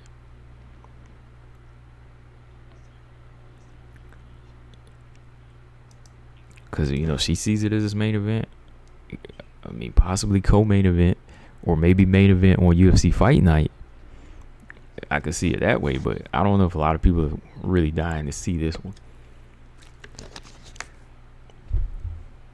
Especially when I think there's just other fights that could be made that are better. But, you know, Shevchenko's coming off this fight.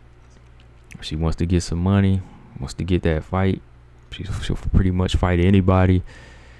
Got to go back on track to just fighting the fighters that, you know, we probably know she can go in there and dominate, right?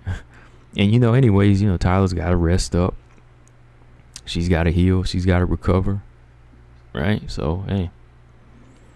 YouTube user said Valentina deserves a money fight, but Tate doesn't deserve a title shot. But Tate is really the only person to give her that bag. Pretty much, yeah. So, I mean, when it comes down to it, I'm like, yeah, let's go ahead and let's give her that. Because, you know, I'm going to be honest, too, man. Like, just the see an action-packed fight and just see, I want to see her and Lauren Murphy throw down and, like, really go at it. Like, just the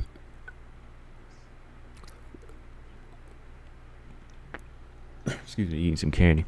Yeah, I really wanted to see that fight. Just to show y'all, look, there's gonna be some points have to be proven that I don't think Miesha Tate has that type of defense that's gonna hang with Valentina. I don't like what is she saying now? She's saying that everything that Taila Santos did, she can do. I don't know about that. You know, Santos, she's the one that came in and said, look, I'm not going to over-respect the champion. I mean, at times she did, but when it came down to the ground game, she was confident with it. You know, she knew how to strike her way in to get takedowns. But to me, I don't know if Miesha Tate's going to be able to do that. You know, Miesha Tate's a little bit older. We don't know how the weight's going to we don't know how the weight cut's going to be on her body when she's at an actual cage. So I don't think she's going to be able to do the same things that she said that Santos did. Because she was like, oh, I wasn't going to be the one to do that. You know, I was going to be the one to expose that and show y'all she's she's not indestructible. Like, nobody's ever said Valentina's indestructible. It's about going in there and making the right adjustments to beat her. You know what I mean? Like, you know, Val gets hit. You know, she could be taken down. She could get choked out like anybody. It's just that her defense and how she reacts and her instinct is just on point at all times. You know, so my thing is like, yo, like, what she did just can't be done by anybody in the division. Like, Taila Santos worked her way up and had those attributes that were going to give the champion some problems. You know, I don't know. Like I said, Miesha has that type of, is going to have that type of burst or that type of speed to get in there. You know? Like, do you really think she will?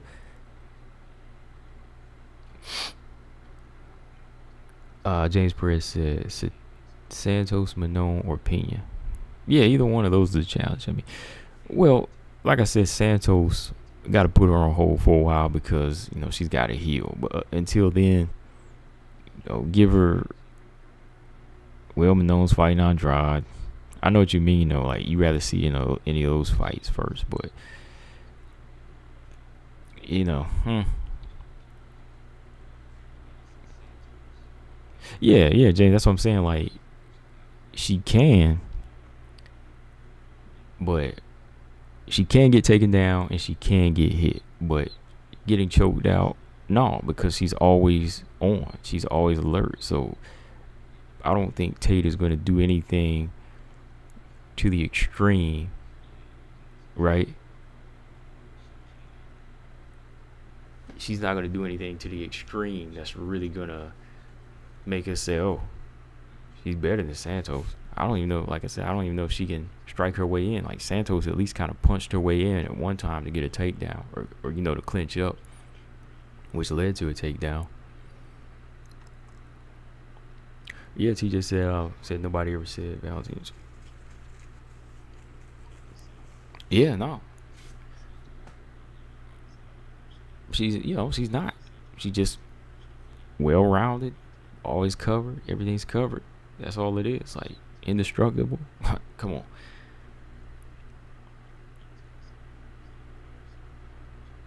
Yeah, that's what it is. Just easy money grab. Yeah, J-Ball, that's what it is. Just easy money grab. YouTube said, I agree, Tate isn't, but she is a name that a lot of people know. Nunes and Pena are the next money fights for, but that's bantamweight. Yeah. Mark said, with Santos being out for a while, I doubt she gets an immediate rematch once she's back. No, yeah, I don't think so either. Unless there's with Valentina, she'll probably be putting the title eliminator bout. Yeah. Let's see if she comes back at the end of 2022 or 2023. Or, like in the spring of 2023, you might see her fighting like Lauren Murphy or somebody. Or even Chikagian. Or at that point, winner of Arujo Grasso. Somebody like that,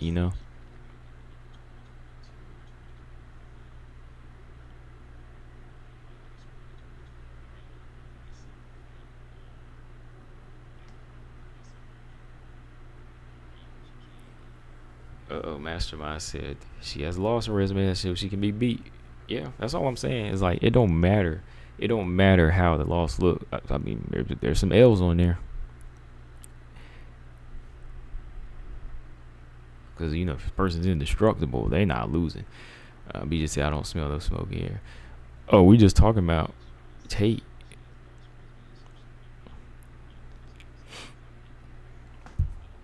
Your nose must be stopped up, BJ, because it's like I said, Tate is not going to do what Taila Santos did. How you like that for smoke? Taila Santos, very good grappler, young, physically strong, and she did okay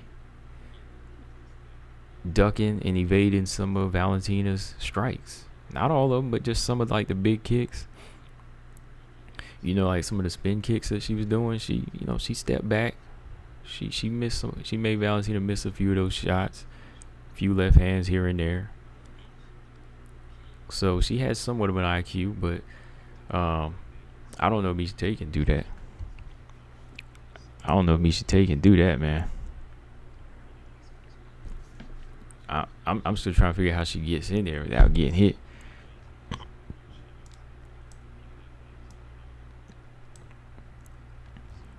I could see Val's already going to have her ground covered now, because she says, okay, the next person is going to try to do what Taila Santos did. So she's probably going to be like, you know what, Val's probably thinking, Miesha Tate, she's probably going to try to do the same thing, take me to the ground. But you know what? I got the superior hands. I got the superior speed. Miesha Tate doesn't have great defense. I'm going to just pick her apart. I can pick her apart all day.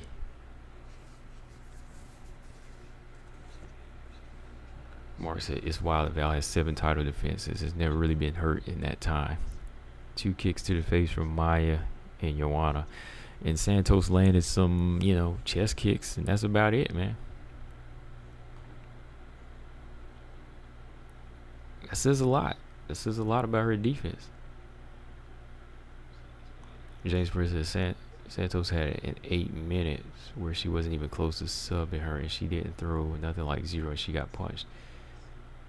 Even if it's small punches, Bullet defended and punched her way, and she hung on.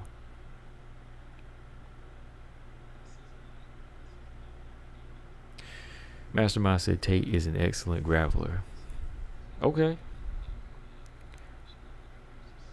How about, Dern's a good grappler, Dern's very good on the ground. How's she with them takedowns? Like, that's what I'm saying. Like, how How was she gonna be when she tried to take Valentina down?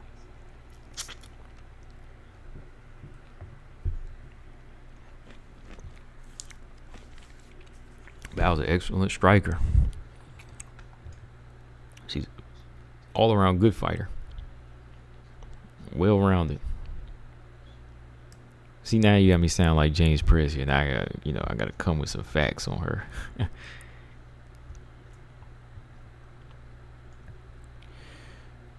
Estrella said, BJ, are you gonna interview Tanisha anytime soon? Why would he do that? BJ's gonna interview? Why would BJ interview Estrella?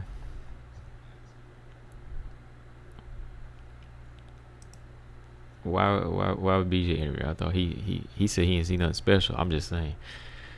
I mean, I would. If you ask me, I would, but he's not asking me. So I'm like, huh? James Perez is not saying she gets the point for defending on the card, but it's the eye test. Bullets show crazy ground defense to being controlled and coming out without a scratch and no real sub threats is crazy.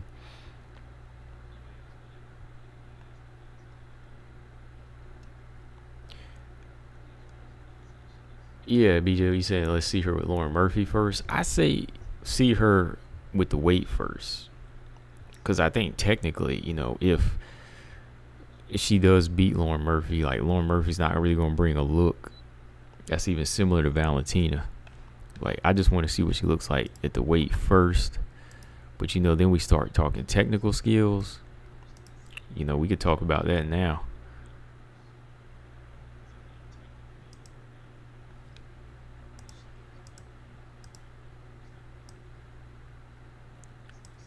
Where's that pitch? There it is. Okay.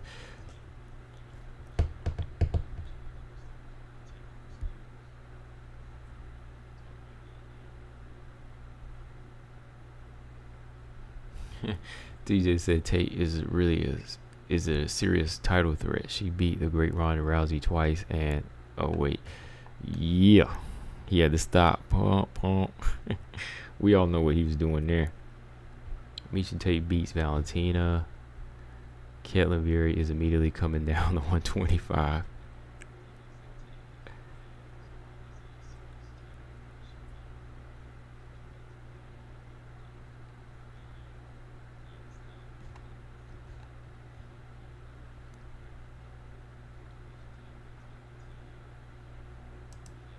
Oh no, I was just asking because I'm the one always bringing her up. I'm the one that was a promoter over here, Estrella. You know that. Come on now, y'all forgetting already? Y'all be forgetting. As I said, Estrella, I'm the one that be promoting Tanisha Tennant. I'm the one that had to shoot BJ. I had to shoot BJ with the facts on Tanisha Tennant. Come on, Estrella. Y'all gotta wake up. Wake up.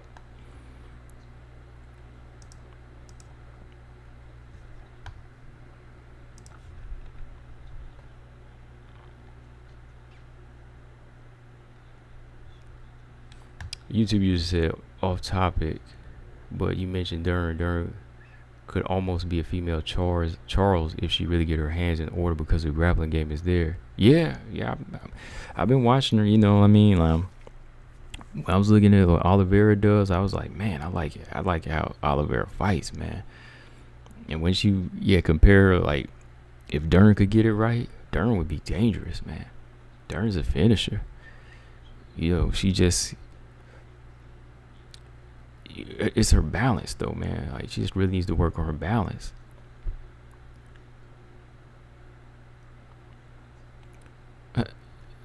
Stray, I be talking about Tanisha all the time, but I had it, like I said, BJ, where you at, BJ?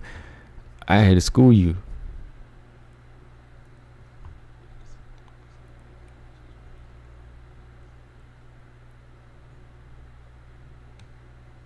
Dang. I don't know where BJ is now because James Perez, he going in on Tate.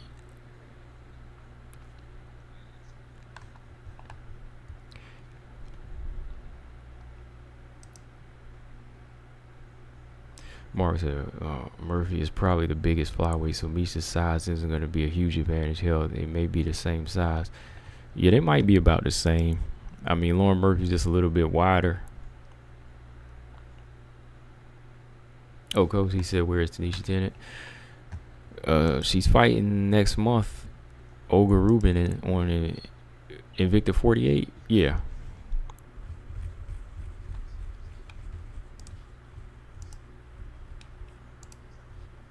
Yeah, Olga Rubin, Invicta 48.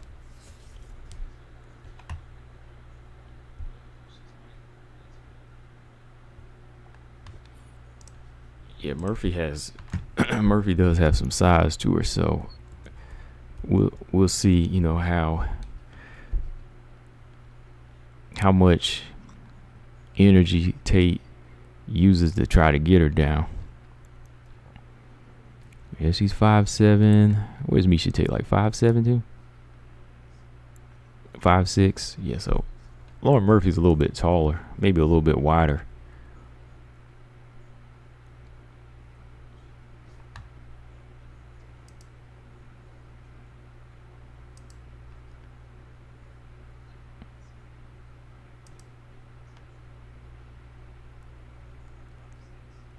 Wow, Stray, you really off the night, bro.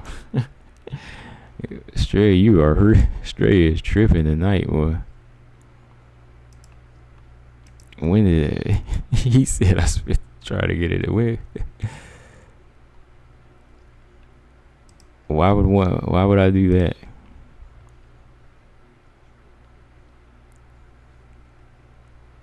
Stray got with BJ smoking tonight or something. He over here tripping tonight. TJ said Miesha Tate has been a champion. So what does that say about fighters who never were James Press?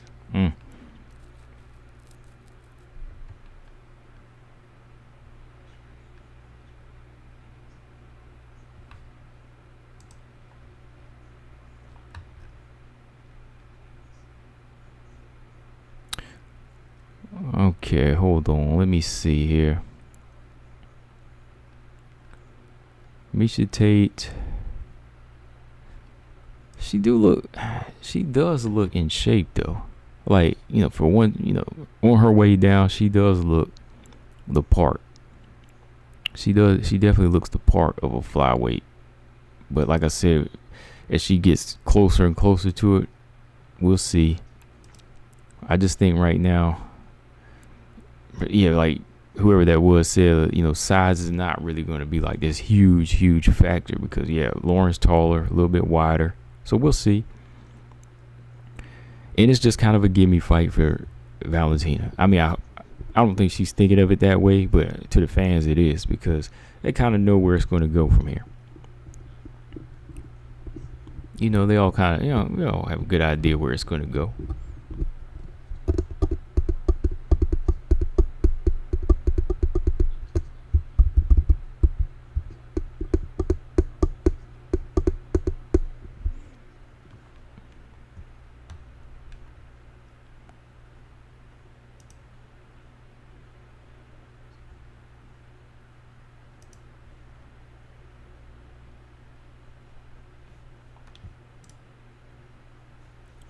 Yeah.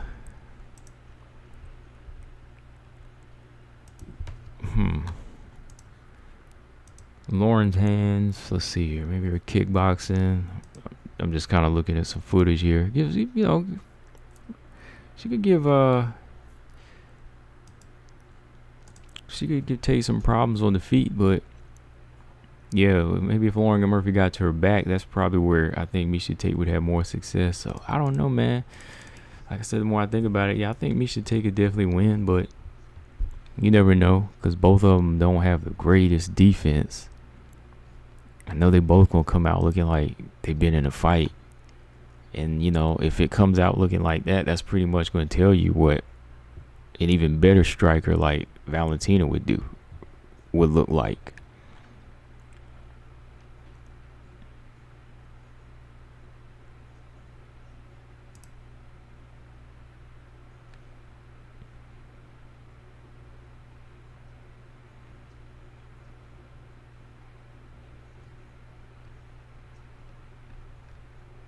Yeah, I don't know. Some of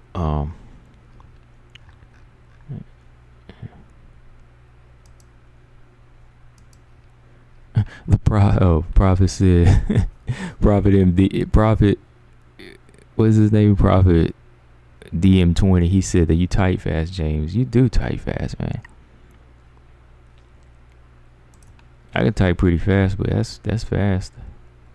He's got like messages just copy and pasted already because he knows what everybody's gonna say, or he's gonna say it anyway. So he just copies and pastes a bunch of messages.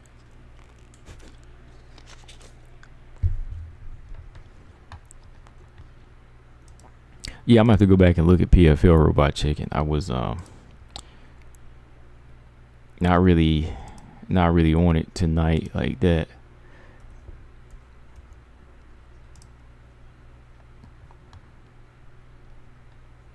I might have to jump in and take a look at it. Let's see, PFL 4. Yeah, I'll take a look at it. I mean, this ain't. Yeah, there's no women fights on this. I think what the Kayla Harrison card's in like 2 weeks or something like that. I think, yeah.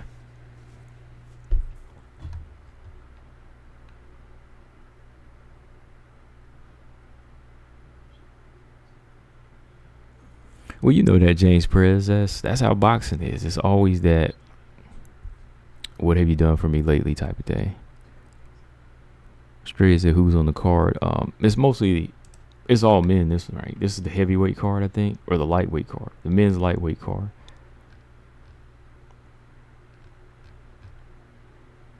This is the lightweight card for men, and then the lightweight card for women is next.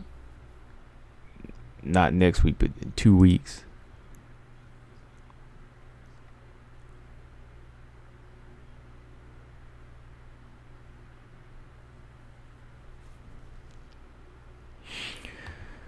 YouTube user said, personally, I think Nunes has a chance. I think she got a great chance at still winning again. I mean, it's going to be a good fight, though, man.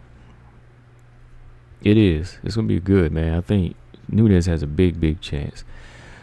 Prophet DM said, I'm going to start being on this chat more. I'm new to your channel. Heard about you from my coach. Oh, well, yeah, shout out to coach. Yeah, I was over there the other night. Yeah, appreciate that. Well, yeah, we just over here talking. Kind of laid back right now, so I pretty much, cover most stuff, but I'm just kind of reading through the chat, talking with y'all. Yeah, so glad you could come through. Efra Rufin said the fact that Valentina defending that belt 7 times, that's huge respect. And this particular fight, she will fought the best she can. That's a champion mindset. Yeah, that's the thing. Like I said, Valentina, like, it's not like she picking and choosing. She's just fighting everybody there. She defending everybody. Now she got to win over probably one of the toughest against Taila. Now she about to get a name, a veteran like Miesha Tate. So, if Miesha Tate beats Lauren Murphy, that's still an if now. Like, we can say Miesha going to do it. And we hoping Miesha does it because, Lauren I don't think she's going to fight like that anymore. So, or even fight for a title if she wins against Tate. So, for Valentina's sake, I want to see her get it. Get her main event pay-per-view. I tell you, that pay-per-view gonna have to be juicy though, man.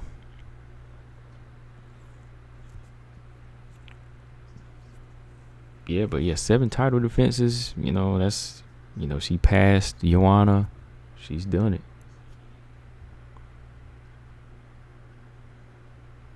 One WMMA fighter with the most now. Past Ronda, past Joanna, past all of them.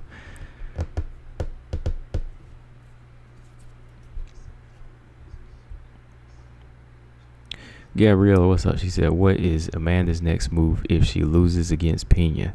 If she loses to Pena, I think she might try to defend her featherweight belt a couple more times and retire. Or, depending on how bad the Pena loss is, she retires. She might just full on retire if she loses really bad, or she might just go up to 145 because she keeps saying, I still got a belt here,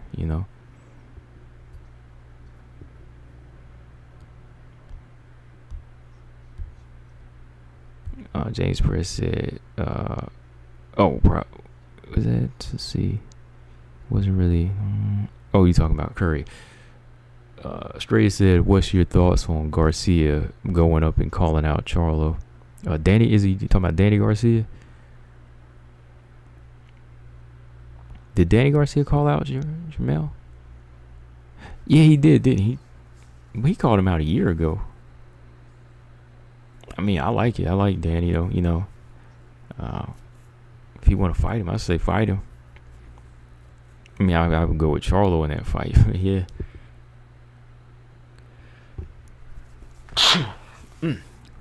Excuse me, I sneeze. Gabrielle said, but who would she fight at 145? Let's see. Good question. Let's think about it. Norma just lost. You know what? She ain't fighting nobody. She might retire. Because she said it. She said she would defend her belt. But honestly, yeah, there's really nobody there for her to fight.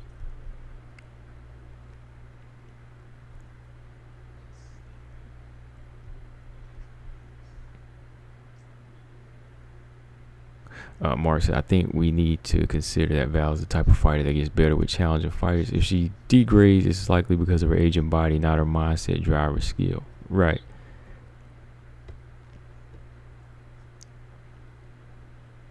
Yeah, Dumont just lost, so I don't think that would happen.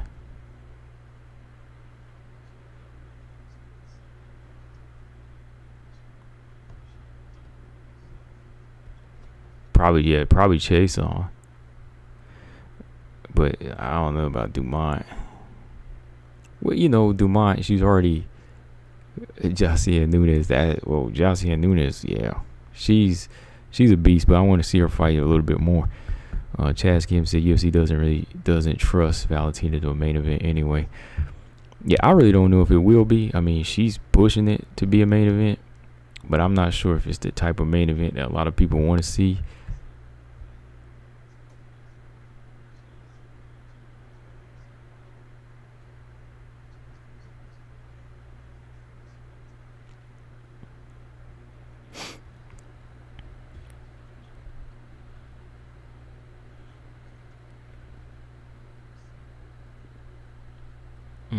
I really want to see Bud Spence, Bud Charlo press conference would be crazy. Yeah, that'd be a lot of crazy talk up in that. Bud and Charlo kind of going back and forth.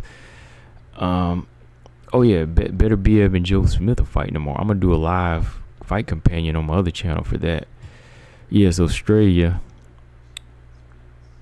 if you tune in tomorrow on my other channel, All Boxing Everything channel, I'm gonna probably do a fight companion for Better BF and Joe Smith. It's a unification fight, so I might jump on and do a companion for some boxing tomorrow. Yeah, I might do that. I think it's at 9 p.m. or something like that. Hold on, Arthur Better BF, Joe Smith.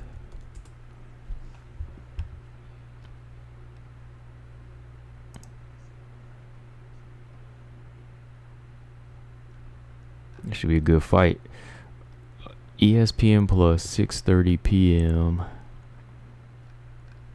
Eastern Time. Is that the opening card? Oh, that's the weigh-in.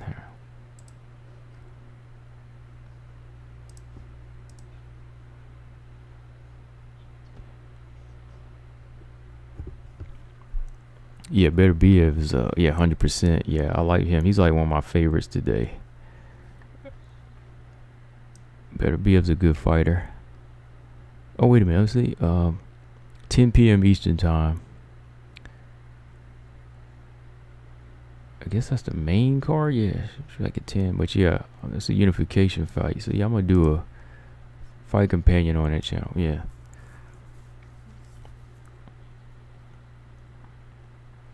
Yeah, James Perez, if you ain't subscribed over there, I need to do videos over there more, but I haven't really. It's been a few days. But I'm gonna be over there tomorrow, streaming some boxing.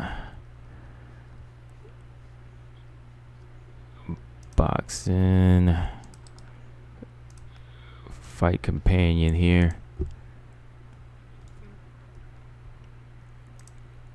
Yeah, I'll be over there more. I need to be over there more.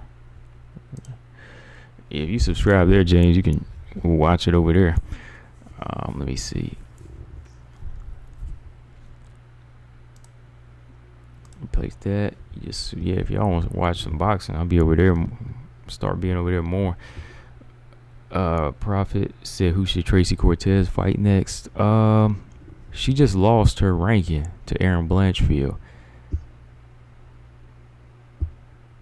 She just beat Melissa Gatto.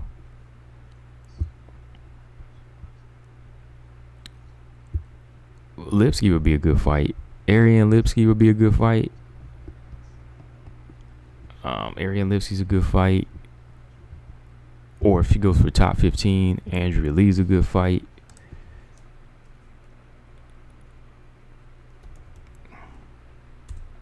Because she has like 4 or 5 wins in the UFC now, right? So maybe she should fight a ranked fighter now. But everybody's taking, though. You know, Macy's taking. Her and Aaron could fight in a rematch. That'd be all right. Or maybe JoJo. JoJo's free. Tracy Cortez, JoJo. I mean, she's number 10, but I don't know. Everybody else is taking right now. So, I mean, Lipsky, unranked, fight her. Jillian Robertson. If she goes the ranked route, JoJo.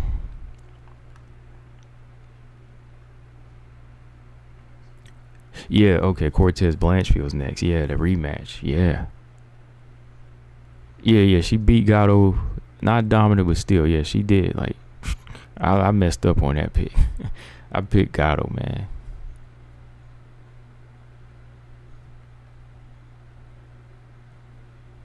Because honestly, you know, a lot of people thought Blanchfield won that first fight.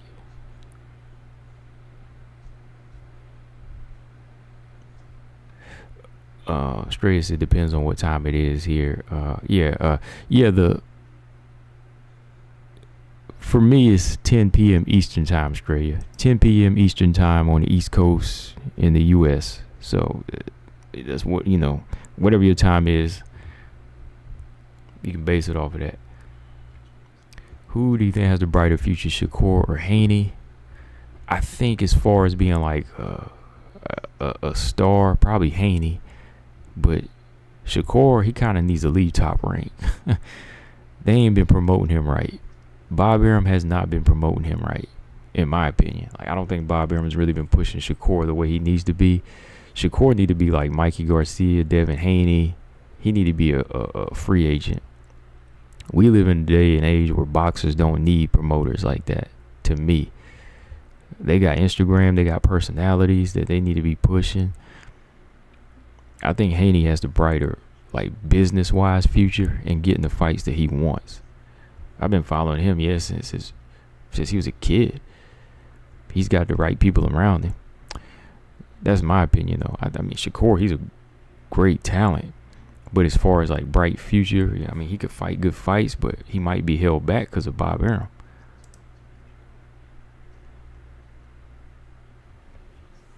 Like, when you talk about skills, him and Haney are like neck and neck with skills, but like as far as like future, as far as business and getting the fights they want, that's Haney. He said he's great too, but yeah, Shakur seems crazy. Yeah, Haney outboxed Kambosos, good, but Shakur beat the crap out of Valdez. Yeah, they're different though. I think Shakur, his approach is, he's more, I'd say he's defense. He has good defense too, but he can be a little bit more offense. He sits down on his punches more. You know, I think Haney, he's a little bit like Valentina. He's more technical. Hit and not get hit. He's not gonna come forward too much. You know, he's gonna box you more. I probably said Haney.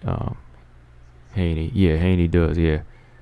Oh, Macy Barber. Okay, Macy Barber. Yeah, Macy. Oh, Macy Barber. Yeah, her and Jessica I, right? Yeah. Mastermind said Barber I. Yeah, I'm gonna go with Barber, but anything can happen. Zama said Lomachenko's a bad matchup for Haney. Yeah, Loma is tricky, man. That's yeah.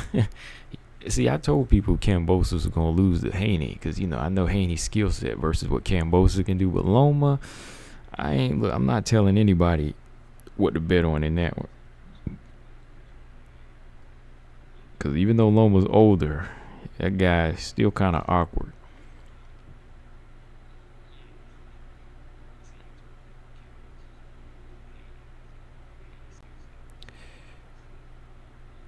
Shakur kind of got his own style. I think Shakur is a little bit. I won't say he's like Andre Ward, but I think he's kind of more. He has a little bit of more of an Andre Ward approach to me with certain things. Like maybe the IQ is what I'm thinking. Hold on one second. Hang on one second, y'all.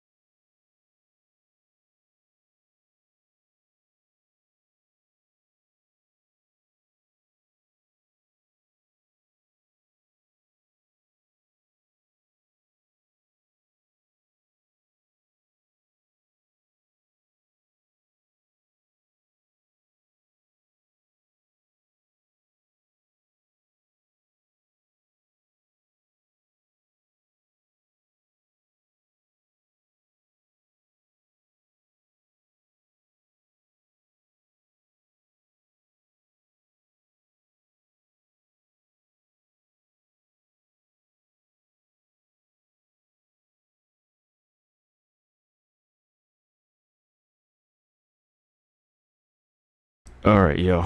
Okay. Robot Chicken said Barber all day. These dinosaurs out of here. Yeah. That's what I'm saying. Like, whether you like Barber or not, you gotta push for it because you want the division to thrive. It's time to get a lot of these fighters out. Love JoJo, man, but dang, man, I love JoJo, but oh man, you know what it is. James Britt says Shakur did an interview with Paul. He said he would beat Loma now. I think Shakur, I could confidently say that Shakur could beat Loma a little bit more than Devin Haney just because of styles. And not, like I said, there's no knock to Devin Haney, not at all. Because Devin Haney could beat him. There's something about the offensive boxing of Shakur Stevenson. I like the body attack, the commitment to his jab. Him being a southpaw, he knows how to really throw them punches down the straight down through the guard. Footwork, distance management, basically, and movement is generally big deal in fighting. Yeah. Mark Robinson said, I'm not sure we can sleep on I. This time Barber didn't do so well with Grasso's boxing, and I can actually box, and I didn't look terrible against Mai either. Yeah. That's why I said, like, the flyweight division fan of me wants Barber to win, but yeah, you can't count I out. No. Yeah, I think Loma done some ballet or something like that. I think he's done some ballet or something like that.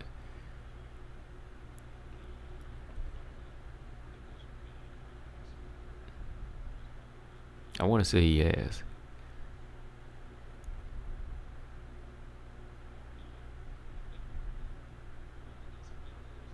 Yeah, Eyes a good jab. Eyes got a good jab.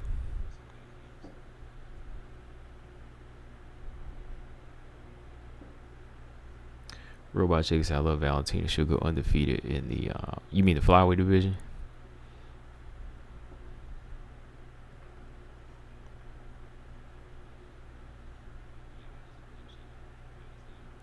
Yeah, Stray said he can't write off but I just want to see new blood. Yeah. I love to see some new blood. That's all it is, right? Prophet DM said, I think if Macy gets in Eye's face and stays in her face all night, like third round against Grasso, she would win. And like she did to Montana De La Rosa, she had a tight grip on Montana De La Rosa. She rocked the hell out of Montana De La Rosa in one round too. I feel stupid for picking Montana. I mean, I'm not laughing at Montana. I'm calling myself stupid, man, because I actually believed in the hype of Montana. What was wrong with me that night? I went soft. I went soft that night. I was like, let me pick Montana, knowing darn well I shouldn't have did that. I caught myself sleeping. I said, you know what, Montana gonna do this. She's got more tools. She gonna do this. But then a part of me said, you know, Macy's got more dog. Macy Barber's got more dog. But I still went with that fighter that had more tools. No, I should have picked her, man. Never again. It's obviously the BJ hypnotized you. Yeah, exactly. Never again, man. I don't know what the heck I was thinking, man. I was like, you know, this girl Macy over here got dog. Like, my brain kept telling me too. My brain was like, yo, and it was saying, come on now. You know Macy Barber has got the dog to beat this fighter that's not that confident. That's what my brain was telling me. My brain was like, you know Macy can beat Montana, and she will. You just trying to be nice. Then I was like, what? No, Montana's got more tools. I was like, believe me, brain, Montana's got more tools. And my brain was like, okay, you idiot. So my brain's been calling me an idiot ever since. My brain always brings that back up. It's like, remember you picked Montana to beat Macy. I picked Carla to beat Rose. But yeah, but you still picked Montana to beat Macy. They won't never let me live it down, man. Ulysses said the same thing. I was thinking, yeah, Zombie, it was hypnotizing, man. I was like, what the hell? I never, man. Just like when I'm picking Lauren Murphy, I'm picking Lauren Murphy to beat Miesha Tate. Lolita, hey, what's up? Lolita said, Loma has a background. Yeah. As a matter of fact, let me pull it up. Hold on. Lomachenko. It's important to talk about all of this combat sports stuff because, you know, it all goes together. You know, Lomachenko,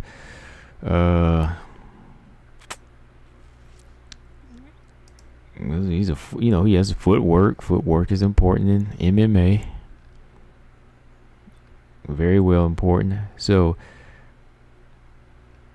Anatoly enrolled his boxing prodigy in dance classes, and not just any dance classes, but traditional Ukrainian dance classes called Hopak.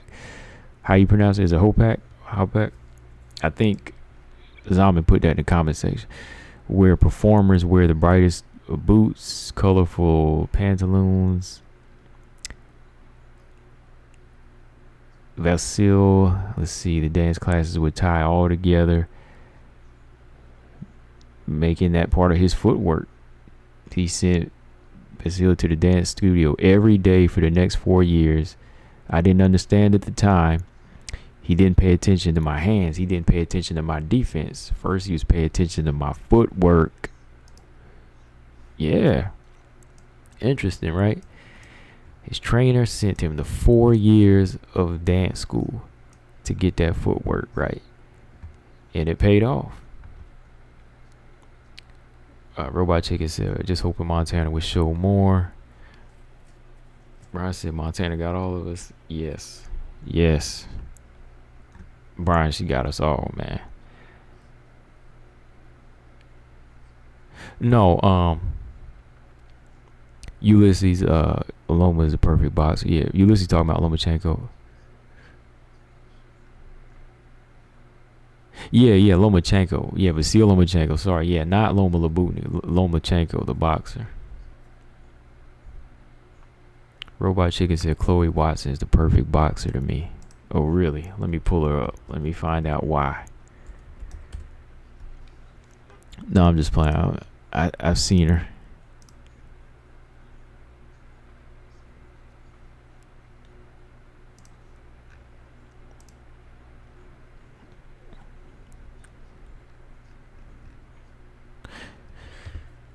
Oh yeah, she's only 3-0.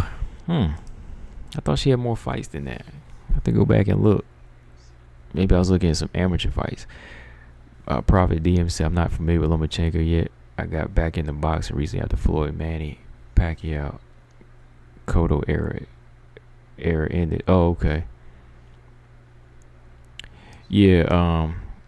Do you remember Prophet DM? Do you remember like the 2005 era for the heavyweights? That was hell, man. Like right after Lennox Lewis retired, and it was just the Klitschko's. Like shout out to Klitschko's, but it was just a terrible heavyweight era. That was one of the worst eras in boxing for me, like heavyweight wise. Well, for the American fan, right?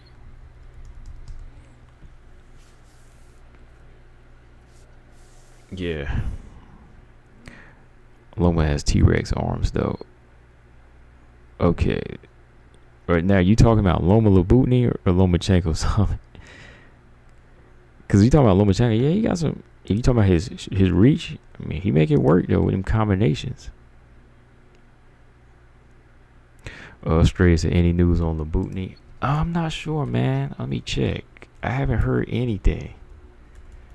I've been looking at her page a couple weeks ago. I was, when I'd be doing matchmaking, I just want to see what she's up to. No, nothing lined up. Matter of fact, hold on, let me look at her Instagram today. I'm gonna look at Loma Labutny's Instagram right now, see if she got something lined up. June 3rd, she's posted some training pictures. That's the last thing. Oh yeah, she was with Weili. She met Weili back in April. Okay, that's cool. 9-time Muay Thai champion. Yeah, she graduated from school not too long ago. Yeah, y'all remember that, right? Yeah, Loma graduated from school back in like April. So yeah, she was kind of taking some time off. So it took me 6 years of studies to graduate. Yeah, so she graduated from school back in April. I remember that. Because I think I mentioned that in the live stream once, But yeah, I think she's back to training as of June.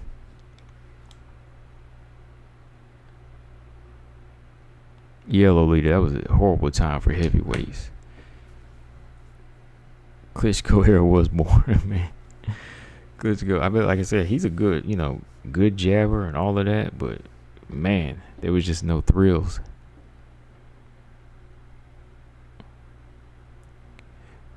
That's a good point though about Loma's arms. Like Devin Haney's long, man. He might be able to use his jab, man, and control him.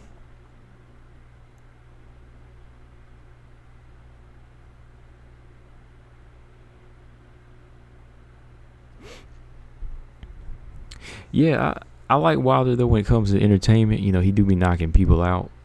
I do like knockouts, but yeah, like they both were like trained and they knew how to use their size and their balance. That's what kept me intrigued as a boxing student of boxing. I was intrigued by how, because sometimes big long guys, they be all gangly, they be falling and they sloppy. But like Klitschko, Vitaly especially, he was a great balance. Vitaly, the one that fought Lennox, he was strong. Like, he had a good foundation. Like, you couldn't knock him down or push him around. I wish like Deontay had more of a foundation, like, bigger legs, and that foundation, he wasn't easy to be knocked off balance. But they had good fundamentals, good long jabs, and they were strong. Their legs were strong. That's what I tell people. Footwork and leg strength, that's important in boxing, man. Running is important. Running is, leg strength is important.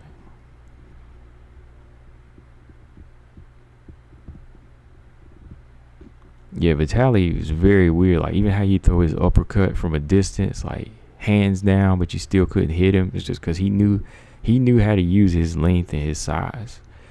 He knew how to use every part of his advantage. He made it an advantage.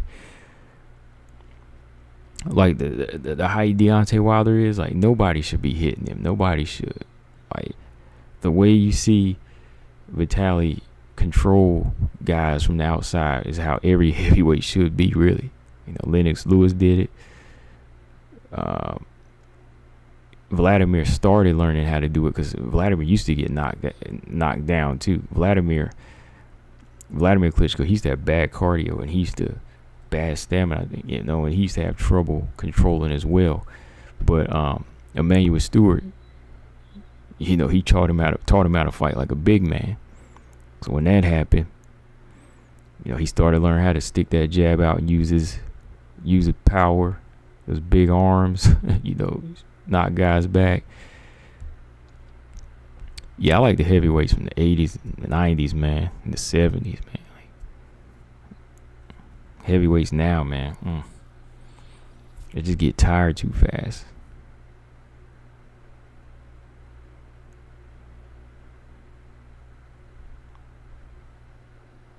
You said I don't. James said, not saying he's the best, but I really feel like this guy's good skills and mixed with his size basically makes things hard for anyone. Yeah. You talking about Fury, yeah.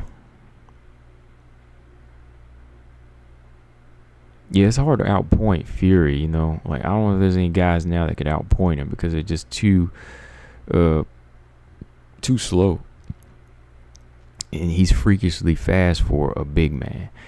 Bluebird said boxing heavyweight division isn't bringing in the talent like it used to decades ago. Really talented athletes at that size are focus more on football and get into NFL. Bluebird, you might be true. You might be right about that. Like, I'm not a football fan, but when I look at them guys, I can see some of them being that size of some of them old school heavyweights, but they all get scooped in early by coaches, throwing them on teams and showing them that money that they don't want to even take a chance of getting hit anymore. You know what I mean? Like boxing, a lot of them guys back in the day, they had to go that way right away to take care of family. Because there's a boxer right from around my way, Jesse Ferguson. He fought Riddick Bowe. He used to live like 30 minutes from me. 30 or 40 minutes from me. Jesse Ferguson. He fought Riddick Bowe back in like 93. He had to go in the military, but to feed a big family, went into boxing. To feed a family, you go into boxing. So you don't have the scholarships to get football. Guys back then had to go straight to boxing. Yeah.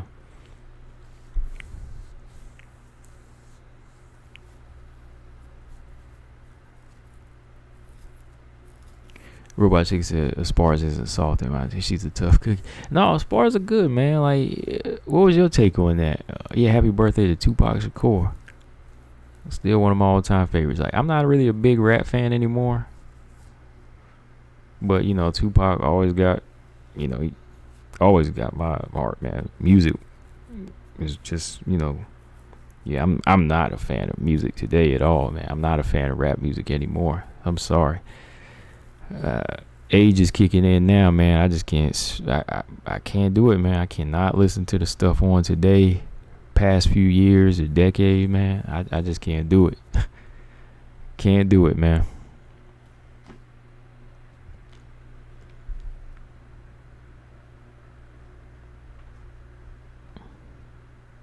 I really can't.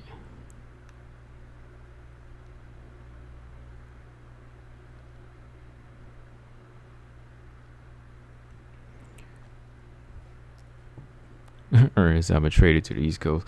Technically, I'm part of the South, so I'm sorry, man.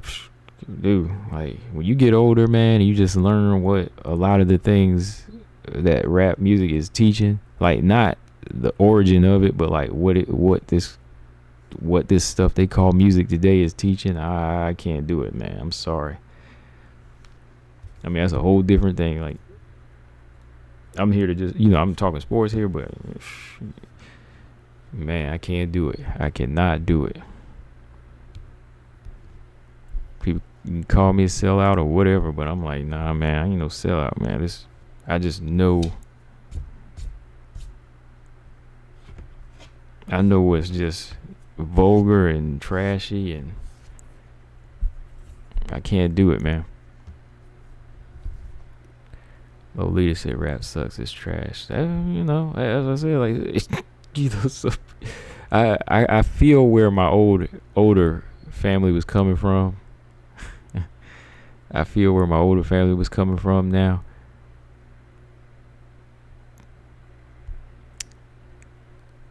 Prophet said he told me a lot.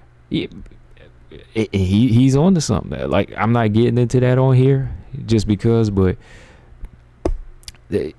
if you're a person that follows the word, and Prophet DM, if you're that type of person that follows the word like that, you will understand.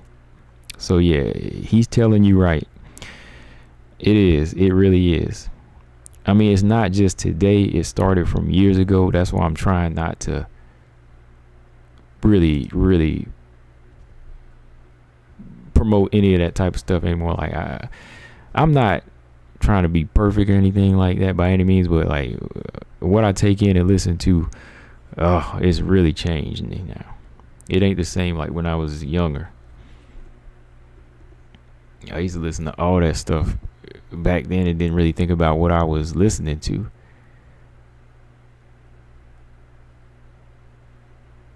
Chaz Kim said, why are Weili fanboys such crybabies? I don't know. Like, what happened, man? I really don't know, man. Like, I don't really get a lot, man. Like, I don't know, man. But yeah, Prophet DM, yeah, like whatever he told you, yeah, like a lot of it is nobody in the rap business is really out to help you like that. They're just out to make money, and they're signed over to a record label. They're not here to march with you or do anything like that. But that's another story. Straya said, I really miss those days. Ali Frazier, Foreman, Ray Leonard, Hearns, Hagley, Duran. Yeah, Roberto Duran is a good fighter. One of the best. Yeah, Brian Williams. I'm just not on that anymore, man. Haven't been for a while.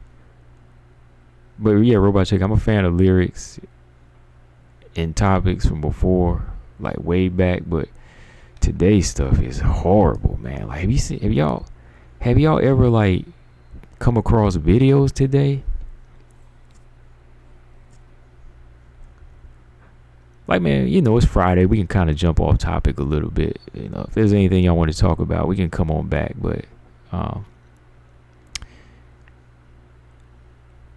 yeah. It's Friday. We just kind of chilling. So I'll still talk on WMMA in the meantime while I'm here. But yeah, man, like videos nowadays, them things is like, wow, nasty. Like music videos, like, what was it? This was maybe like 2-3 years ago when I seen, what is her name, Cardi B and the other girl. I was like, man, these girls are just like so nasty now. Like the videos are just so nasty. I'm like, what is going on? I'm really starting to think like, back in the day it was like a subliminal message, but everything is just so in your face now because the way the world is changing. The world is just changing. Like I said, if you follow the word, like I said, I'm not going all into that because this is my personal life, but the older I get and as I follow what different things mean, it is very much in your face. And I'm still learning, believe me, I'm still learning, but what I'm seeing now is just like, wow. Hold on. Yeah, Prophet, I'm just saying, yeah, like, so if you ever hear Addict, you say he told you that, I've never really listened or heard anything he said about that, but yeah, I'm sure what he's saying is spot on about that.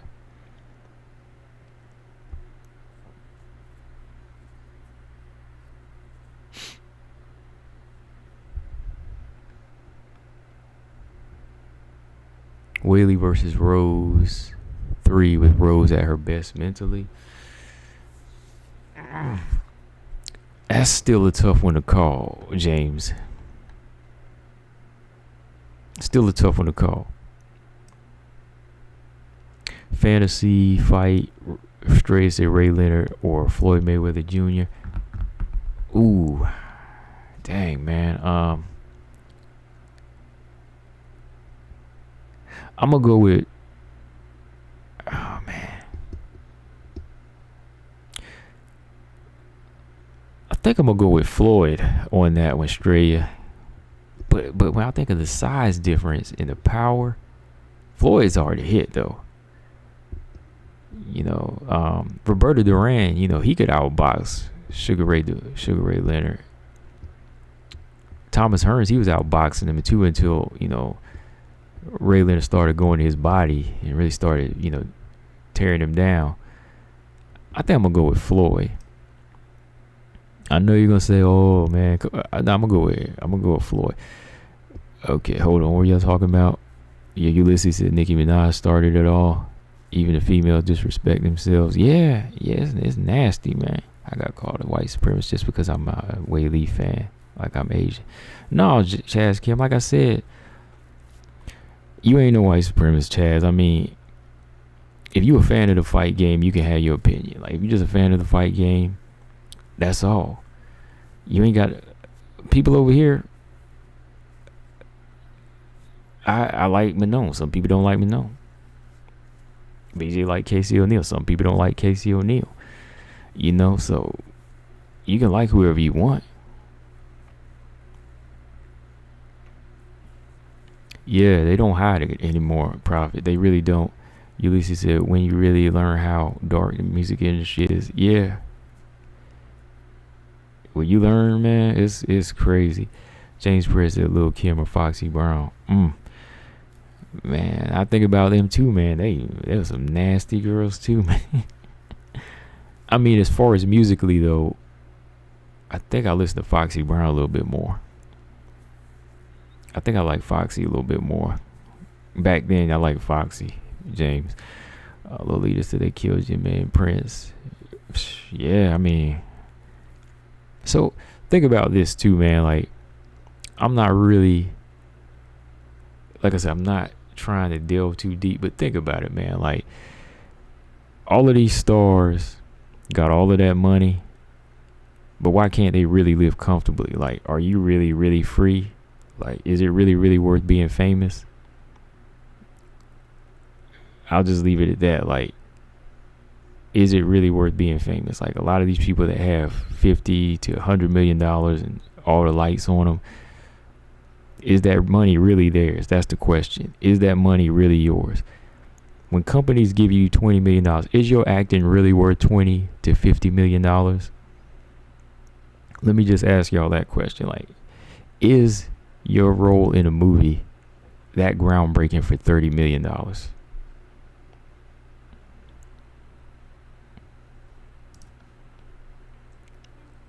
Do you think that people really just give you that money and say, here you go, and not have to pay a price.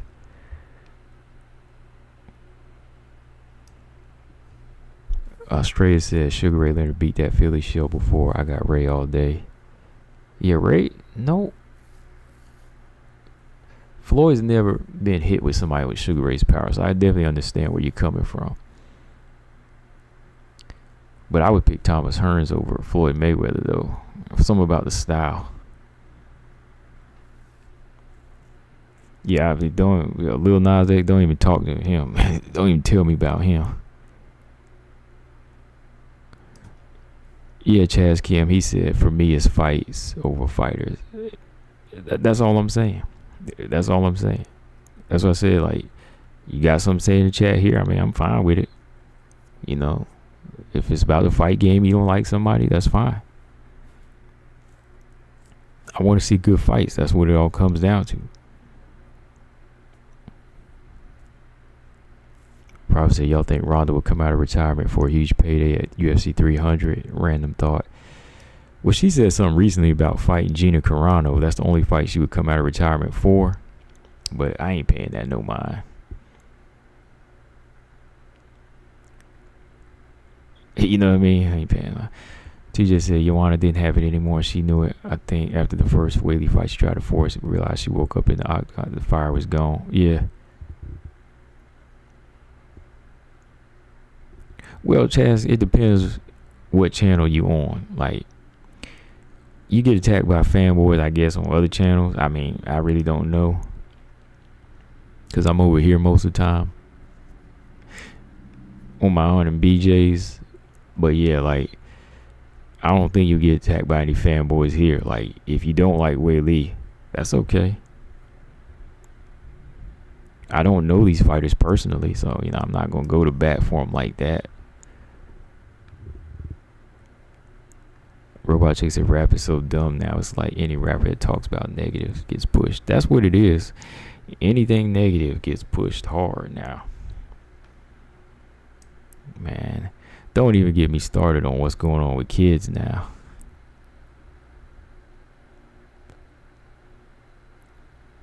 Don't even get me started on that world.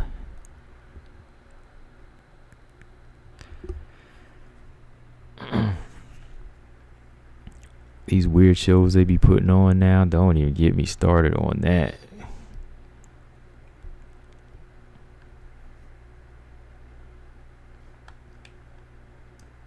Chad said, I don't dislike Weili. I just don't buy into the narratives pushed by fanboys. Right.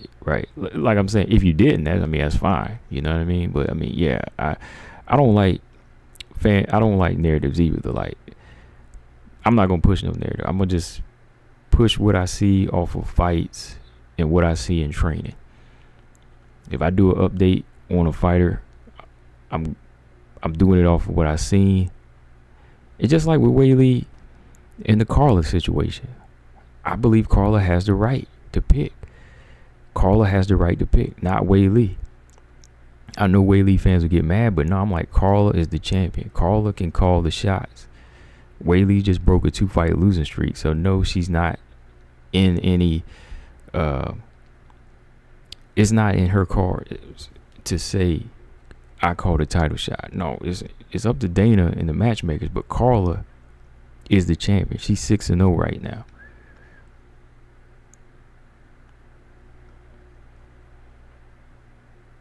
Oh, that Buzz Lightyear movie, I heard about that, man. I was like, shoot, what's going on? I know y'all seen that. Look, y'all are grown. Some of y'all got kids. You got to be careful, man. Like, what about that Christina Aguilera concert, man? I know y'all seen that. Have y'all seen that? I didn't see it. Well, I seen it, yeah, but I didn't want to watch it. I just had to see what was going on. I was like, wow. Sleight of mind, Yo Kama, do you know about Crasso's upcoming fight? Yeah, Arujo. Yeah, August 13th, yeah. I did a video on it, Sleight of Mind. Yeah, you know, I knew about that last month. I did a video announcing that fight. I did a video announcing that fight slot of mine. I'm ready for it too. It's a rescheduling. Chaz Kim said I agree, but the fanboys aren't trying to hear it. Hey, look, like I said, Chaz, you chilling over here, everything's alright. Fanboys, we ain't even gonna address them, man. We ain't even worry about them. Like, they bug me. Rose fanboys bug me. You know, they actually come over here and bug me. Like, they try to talk about, oh, you don't have that many followers, so it's good because Rose ain't gonna hear you. I'm like, it's not meant for it. It's like meant for the fans. You know?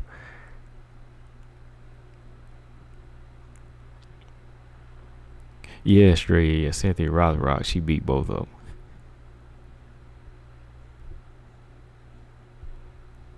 Jean Z said watching Ronda is trying to strike is like watching a baby try to walk. Hold both hands together.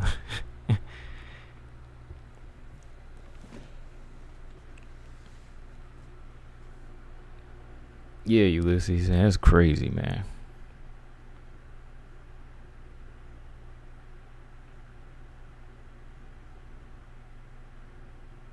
Okay.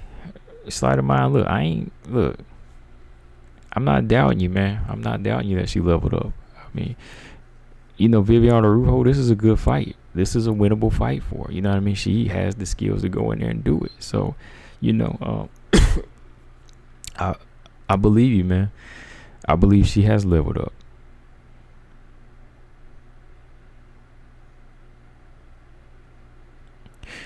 With sleight of mind, like, I mean, you don't want to give away anything here. I mean, if you on Instagram, I mean, you hit me on Instagram or DM me or something. I mean, you just want to fill me in on her progress. I'm cool with that. Chaz Kim says it's always weirdos attacking smaller channels for not having a big following when they're at home doing nothing. Yeah, like I had one Rose fan girl talk about my channel, but I'm like, you here?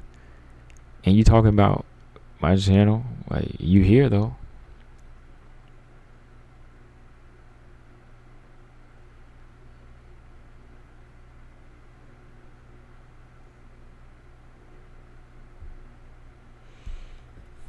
Mark said if Miesha somehow wins the belt and says to Ronda, get your fatty out here and fight me in the octagon, Ronda would come out and try to fight her. Ronda loves kicking Miesha. Yeah, like, Ronda's got a career out of fighting Miesha Tate. She made a career out of fighting Miesha Tate. She could always clock back in, and she's always on Miesha. I'm sorry. I don't know if Miesha ever beat her, man. Some people just have your number. That's how it always is. You know, I'm just kind of stretching it, but maybe she could beat her at some point.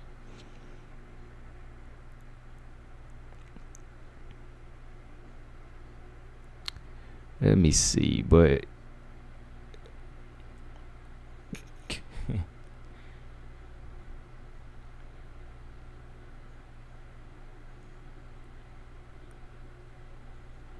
Paige is in AEW now too, right?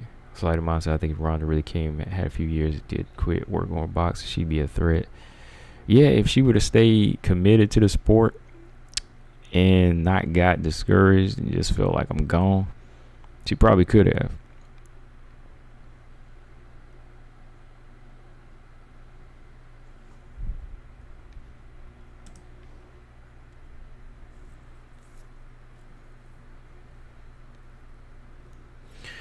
Okay. So yeah, Mel, I am about to jump off of here. It's been a fun night. Always interesting conversation. Oh, hold on. James said, who's the GOAT of MMA? Who's the GOAT coach of MMA?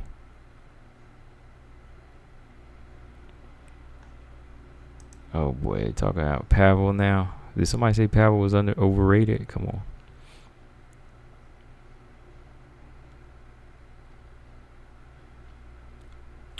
You know, Juliana Pena would make a good coach, though.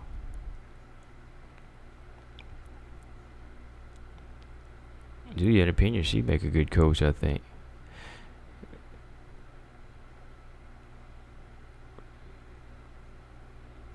He said she's good enough. She get Earl Spence problems.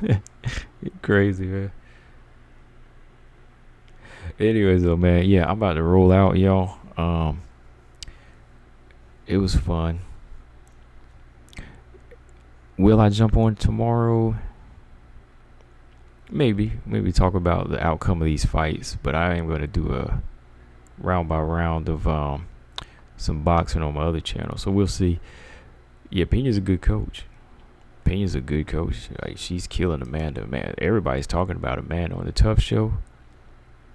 Amanda's team, they're not happy with her coaching. I don't know if y'all seen that, but it seemed like some of her fighters, they like, yo, Amanda's a good fighter, but she ain't helping us. She ain't it. That's the vibe I'm getting. But yeah, hit that thumbs up on your way out. If you haven't, make sure you subscribe. And yeah, Prophet DM, first time seeing you come in here. Yeah, God bless, man. Glad you could join. Hope you come back through. Yeah, subscribe if you haven't. To any of y'all. If you missed the live, come on. Y'all can replay it. It's all good. It'll be here. But with that, Combo Breaker 99, I'm out, y'all. Be safe. Peace.